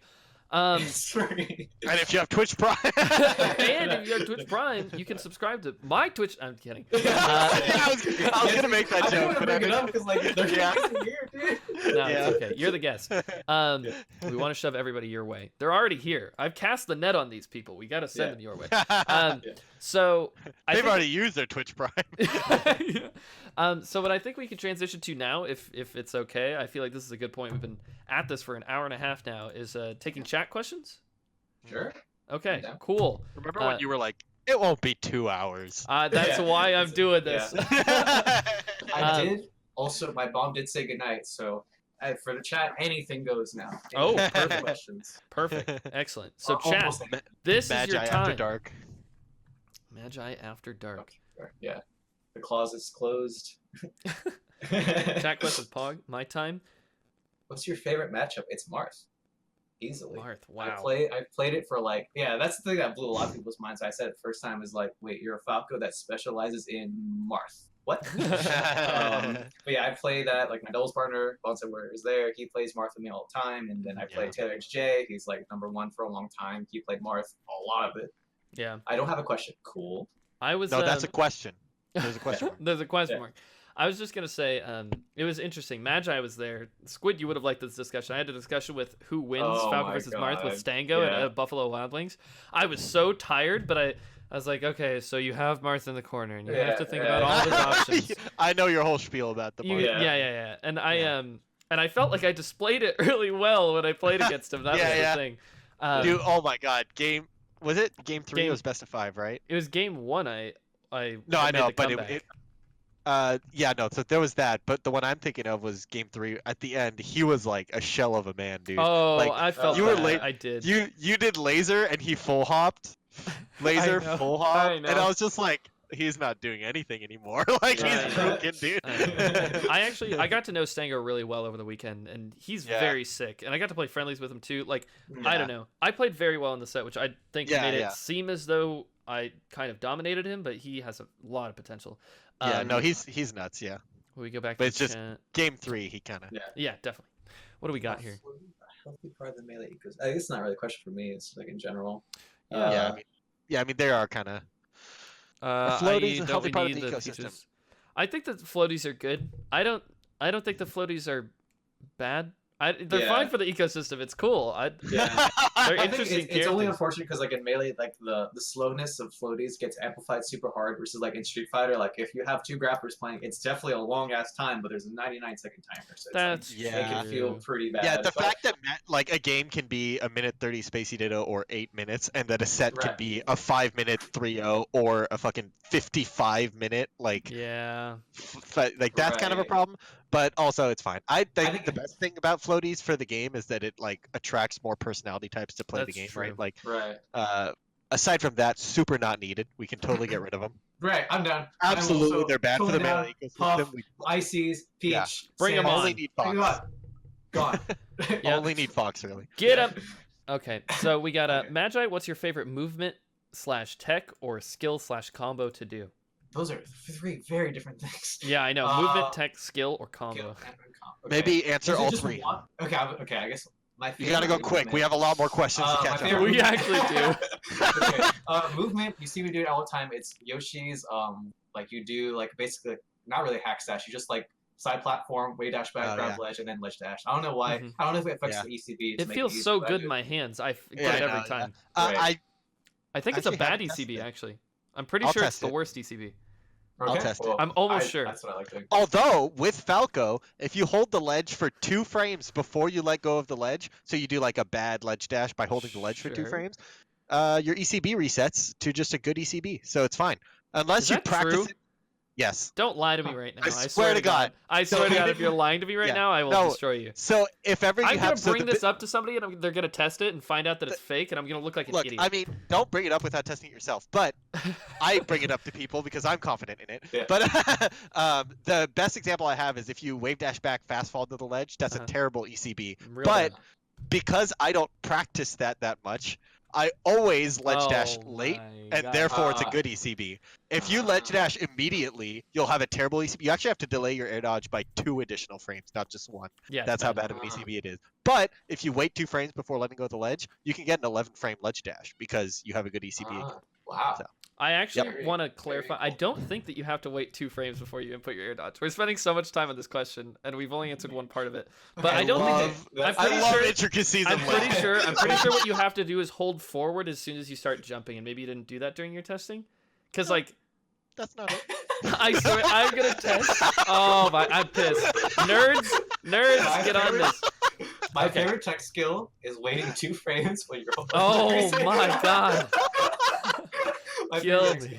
skill right now is probably this is something I just discovered relatively recently. It's like you all know how you can full hop to the top platform Battlefield and it auto cap or no Oh impact. yeah, I lands. know this one. Really?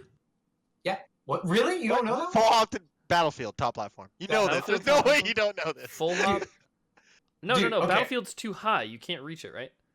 Oh my No, god. dude, literally. Okay. You I can double go- jump every time. Okay. What? No, okay, you okay, don't. okay, I yeah, do. I know. I'm gonna link a clip really quick. I'm kidding. Okay, Jesus. Okay. I'm like, okay. I was really convinced. What was the one? Anyway. Ginger had one that surprised. Oh yeah, you didn't know about the 3 frame. Oh, I don't wanna on talk about it. dash. Okay. Anyway. Whatever. Anyway, so you can do that on Battlefield. On Dreamland, it is not as tall as Battlefield, so if you full hop, it doesn't work. But if you do the 1 frame instant gravity reduction thing, then you do no impact land. So you can like on the first frame of being airborne, you can shoot a laser and you'll no impact land. That's my favorite tech right now, honestly. Even though it's like I haven't really used it, I think it's very cool. That's sick. Or maybe actually my favorite tech skill might also be the double down air. That is like by Drug Fox or Oh, Ryan yeah. Ford, depending on who you ask. Yeah. Oh, Yeah. I actually kind of wanted to bring this up on this podcast because we have the We're 3 of us here. behind by So- 40,000 questions, but that's That's fine. so funny, I've but- got them ready. I've got them ready for everything. So. Okay. Okay, so Kalindi, you can't down air because he SDIs down and does the blah blah blah at land, Hmm. right? Yes. Isn't that always going to be true with the double down air? Like when you go for the double down air combo, you're delaying your down air to do a late down air, and that just gives him more time to like fall a little bit, and now they're always going to be close enough to SDI down. Probably. Like, because Yeah. the time- I don't fucking yeah, know. okay. Because Okay, every maybe- time, if I go for it on DIY, they're always like so close to the ground to where if I do a late down air, they're just gonna land cancel even with no SDI. And I'm pretty sure on DI up, since you delayed a little bit to do a late down air, they have enough time to SDI down every time. So it's like I'm not I entirely don't know sure. about every time. You could probably catch them high enough with your hitbox to where that doesn't happen. Because it's about the 'Cause they- height. They have to reach the ground, right? With their. It's about the height and the speed as which they go down. But if you do it Okay. low enough percent, then they're not going down fast enough. But the SDI, yeah, okay. SDI makes you move I fast. get it. Whatever. We can move on. Well, people are not very good, and they do that all the time. Yeah. That's well, true, So yeah. it might not be good, but if the Do you situation go for it on arises, it could be DIY? Uh, Because they go like far, and then do you like wave dash long? I and- don't. I'm like, okay, I'm gonna be honest. I don't hit it very often, so like, I don't even remember. the Oh, situation. okay. As soon as I get it, I'm like, I'm gonna do it. Okay. And then- Yeah. I've definitely seen you do it a lot, and I didn't know Yeah. if you do it every time or not. But if you're I saying, try my best to. I do it specifically. Okay, small tangent. It's like it optimizes the percent. If you start off at 0%, you do down air shine, then like the combo ends yeah, at then it's 48%. good. Yeah. Right? But if you start with shine, you have to do shine, and then there's I no hate point in that. doing a double down air. Yeah, there's like a really. Anyway. Okay. And yeah. trust me, it matters with It's so dumb too. If you're comboing a fox, it matters if you start with down air Yeah. shine because of the staling. If your Oh, shine's yeah, too right. stale and then you get the knockdown at a certain percent and they miss the tech, but you want to react with shine. Screw you. Your shine's Also- too stale. Right. Only if you Also, started with the yeah, if your down air is stale before you start the combo and then do down air shine, you get one more down air shine. You get right, one more. right, because of the exactly. Yeah, percentage. yeah, Yeah. Okay, Very so cool. now two-thirds done on the question. My favorite combo is the up air described earlier. We got one question now. The up air, it's just like the up air down air. It looks very. I think people think it's like. It is probably what I would determine, or what I would actually call the Magi, because people keep like swirling it around. It's the Om's tech. It's the up air string. I think it's specific now. The For rising me, the Magi is actually rising up air auto cancel on the top platform. I call that the Magi when I watched you beat Cawmaster at that one tournament. Oh, wait, the Battlefield up air auto cancel? No, I saw you do it on. Well, it works on Battlefield and it's best on Battlefield, but I saw you do it on Dreamland. It works anywhere because it auto cancels before, and you did it on Shield and the Shine, and I was whoa. Yeah. It's CPU brought it up in the chat like the week after. He's like, "Oh yeah, it was so sick," and I was like, "It auto cancels." Yeah.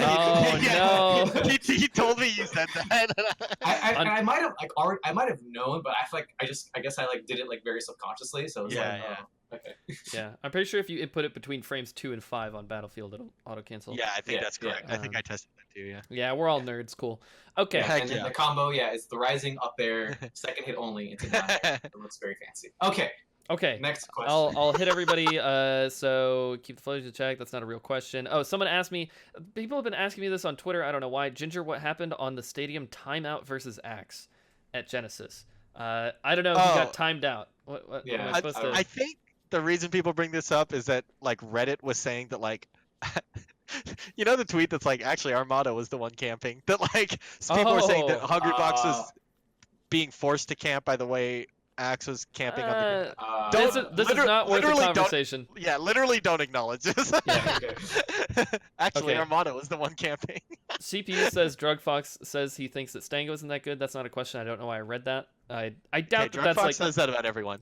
Sammy says that about everyone, and I'm sure that Drug Fox would say that in a much more elaborate way that it would describe exactly what things he thinks like he's bad at. If you ask him to elaborate. There's no way he would just say like a blanket statement and leave it at that. If you ever wanted to have a conversation with him and like actually figure out how good this player is, he would be super down to elaborate. He would know everything that he is say bad and good at. I'm sure that Sammy would have good things to say and also bad things to say. As for anybody that plays the video game. Also, solidarity to everyone. I saw them. I can't respond, but they're not questions. Solidarity. Squid's not about solidarity. Obviously, you didn't put a heart. You know. Come on, Squid. What are you doing? I'm there you right now. I only said that. I only said that because of the way that you said solidarity. You said solidarity. I was like, yeah, okay, sure, yes. Solidare. Okay, so we got. Are you planning to opt in for the next summit, Magi? I am planning to. I don't know how well I'll do. I do. Who will you make a diss track about? I will not make a diss track. The only idea, I guess I'll spoil it a tiny little bit, is that I feel like the Disney like song like theme like remixes are like really untapped. So I was thinking like maybe a remix of Gaston with like. Man. So there is someone who did a bunch of those a long time ago, and they were all amazing. There's one called Hackstone. I don't know if you've seen it. Oh yeah, okay. Really? Yeah. I've never heard of it, but like that was my idea. So I might. Yeah. No, I mean you definitely could do it and just don't call it Hackstone. But like. But shit like that, I think I would not do diss tracks. But you saw the recent poll of the cosplay. Oh yeah. Oh yeah, definitely. So maybe we'll have potential there. They actually, I have like a kind of a weird option select. Summits during my brother's graduation, so it's like, dang, I couldn't go to a summit because I had to go to my brother's graduation. Sorry. Or I could tell my parents, hey, this is like thousands of dollars that went into this. See ya. Yeah, I get that. Dang. All right, on to the next thing. Magi, I'm just gonna direct this to you for fun. For a low-level player, would you suggest learning a simpler character like Sheik and then learn a character like Falco once I have better fundamentals, or just should I start with Falco? For reference, I'm a low-level Luigi that will be relearning the game on the box. This is just box? Should I learn Sheik so that I can learn Falco, but right now I'm a low-level Luigi who has to relearn the game on the box? What would you suggest here? I would suggest you pick a character that you enjoy playing the most, because right now the most important part is that you pick a character that makes you want to pick up the game and play and practice. That's how I always felt with like Link. That's NPM. That's how I felt with Falcon and Melee. Is that I enjoyed them the most. And granted, they were also good in the games respectively. So Yeah, as long as the character is Falco, that's good advice. Yeah. No, but that is very, very good advice. Yeah. I got lost in questions. Wow, we're so behind. It's I okay. just found the question. Yeah. Okay, hold on. I'm gonna read this quote because it's my favorite. It's from Bonzo. Perfect. LeBron James is the Michael Jordan of basketball. That's I love funny. that shit. I love it. What techs are the future of Falco? Magi, what do you think? What like tech skill is the future? What are Falco's not doing? I guess second hit of up air single hit. That's potential. I could see that. I always say really. dash JC shine. I think Yeah, laser to dash JC shine confirms are like fucking crazy. Do you? Because like I feel like people do that, but they never do them grounded. Is that Yeah. you talking about it grounded? Talking about it grounded, yeah. Yeah, that's a lot. Yeah, it's a big. Because people do like Having a double like- jump can be really bad. yeah. Because people either do dash jump shine. Do you mean bad for converting or bad on shield? Bad for conversions. Okay, yeah. Yep. I can see that. Let's see. Is Kage right in accusing the entire population of Falco mains of being brainless birds? What do we think, guys? Yes. Yeah, probably. Yeah. Yeah, no. He's He's- Kage the warrior. I've never thought once while I was playing, so Yeah, I mean, I don't think we know anything about the game, too. no. Yeah. Like, Yeah. we haven't. No. Nope. Let's see. What do we- Let's see, let's Do see, you have says any this. players that inspire you? Who and why? I I asked would you this say- question in your chat once, Magi. Yeah. Did you in the chat? In your chat, in your stream one time, yeah. It was like a week ago. But okay. That's a long it time. was. It was. I guess the two people like Mango because he's like the hero, and like I've always like in my fantasies would love to be like the hero of the scene, of course, Mhm. and like have everyone be very happy and excited when I win. But I think the player that actually does like inspire me the most is Leffen because he is like played more recently compared to everyone else. He kind of proved that you could be like a new school player and like Mhm. still fuck shit up. And he's just like the way that he plays the game is just like, or like the way he approaches like even new games. Like it's always like, dude, like he's kind of like that proof that like you know you can like really like put your mind to it. Like Mhm. it's like weird to like use Left an example for it. Like you put your mind to it, you can do it. Like just like I don't know, like he just plays it so simply and everything makes so sense when he does it. You know, it's like, but it's not like our because I think Armada also makes sense, but I don't know. I think the Leffen like. Mhm. I don't know exactly what about it, but I think it was like the combination of him being like younger plus like he's just a monster and like he also Mhm. shouted me out on Twitter. Nice. Aw. Current favorite song or artist?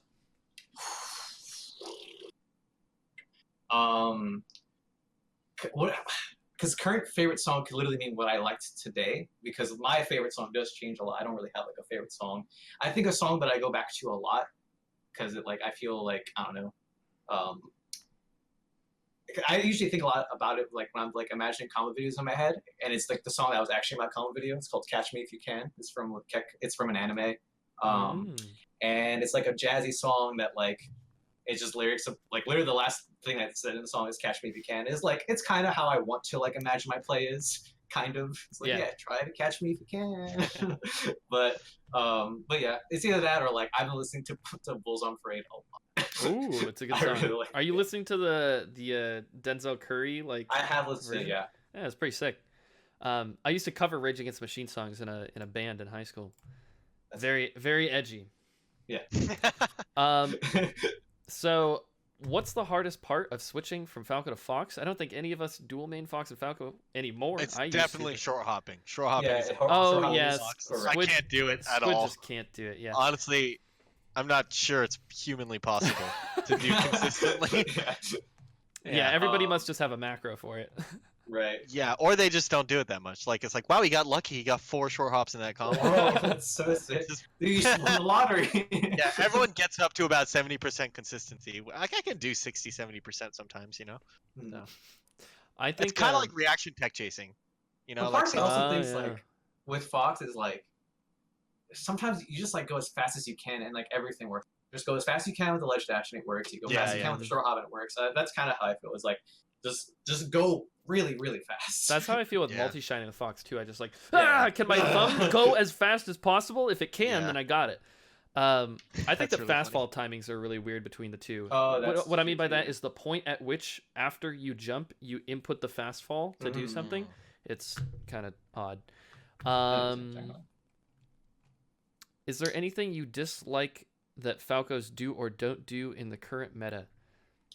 I I love this is like an idea that I've been wanting to mention. Okay. I don't watch a lot of Falcos because I Ooh. am insecure, and I want to keep my head image of being a really good Falco player very intact. Honestly, you have nothing to worry about.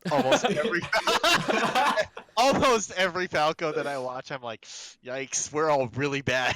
Yeah. Yeah, right. So that's so I've really I guess I don't dislike much of a Falcons. I think anyone that doesn't like approach and like doesn't like really push mix-ups is doing it wrong. I don't know which all Falcons the are doing it wrong. lamos, yeah. I think Yeah. this Get 'em answer is outta a here. lot. This question's a lot easier to answer if you look at like slightly lower level Falcos, right? So like if you're looking at like the top 100 tier, it's like kind of hard to answer. But my biggest one is laser dashback shield, which is something. yeah. Oh yeah. Yeah, that one's saw just like Zoo in the do that. meta. Yeah, I Yeah. was gonna say it's because Zoo did it a lot, and I think it's like, first of all, it looks really sick when you power shield, and it's Mhm. just like not even that good, and it's just Yeah. like every laser you do, you're giving up all the mix-up potential off of Yeah. it. And I did Yeah. it for a really long time, and I Me like too. I had to fight so hard to stop, and I was like, I remember Westball started doing it too. yeah, Westballs does it a lot too. Yeah, so it's just Yeah. like two of the God. best Falcos have just ingrained this option into the meta, and Yeah. so many Falcos. Like I'll play Falcos with my secondaries, and I'll just like take laser, run across the entire stage, up Yeah. smash this Fox or something, Mhm. and I'm like, why do you take so long between what you do after laser? Like, It's like it almost sounds like you're like unlearning like racial like internalized racism. Like, yeah, exactly. no, I'm sorry, this is how I was raised. Yeah, I know. It's like I don't mean to do it. It's just, oh, it's in me, and I still. I saw God. someone ask me earlier. I do main Lincoln PM. Oh yeah, I was gonna answer that. I saw that as well. Oh yeah, you said that. Thoughts on PM Falco? I got this one, guys. Falco you is got it. not only the best character in Melee, but is also the best character in PM. Wouldn't you know it? And from what I hear, or at least as far as I know, Falco's the best character in Ultimate as well. So he's got 3 games under his belt. There's only 5, so that's a majority. Bang, bang, Falco, bang. Falco PM sucks. Anyway, I learned that his Yeah. down air shrinks a lot when it's soft down air. It's like super tiny. I was playing a Marth who would like up air juggle me. I know like Marth do that in Melee, but it's like hard to get the up air every time, and you often trade with the down air. so and stuff. hard. Yeah. Wow. Yeah, and this Marth got it every time, and I was like, this guy's fucking nuts. He can up air every time. And then I learned that my down air is just a quarter of the size when it's a soft down air. And it's only big for 3 frames, and I was like, wow. See, they tried to nerf him because he was so powerful in Melee, but like in reality, do a it's good like you job. can't nerf him hard enough. He's he's still nuts already. Yeah, I he's see. still just the best character. Nerf right. the down air size, nerf the up B lag, nerf his shine. Yeah. He doesn't need Actually, it, the really. LP lag was not nerfed. It was only on Fox. That was. Oh really? I do know that. Boom. That's the Yeah, one. shows how much I know. Yeah. I think we'll take one more question. We just passed the 2-hour mark on the stream. Hype. So This- so we'll take one more question, and it's whichever one you'd like to answer, Magi. Maybe you can give Okay. them some time to throw some Yeah. out there, and then you kind of pick Let's see and a choose really which good one. one. A juicy one. What do you guys got? They're catching up. Yep, they're waiting. The stream delays Yeah, here. she's during catching main. Who? What would it be and why?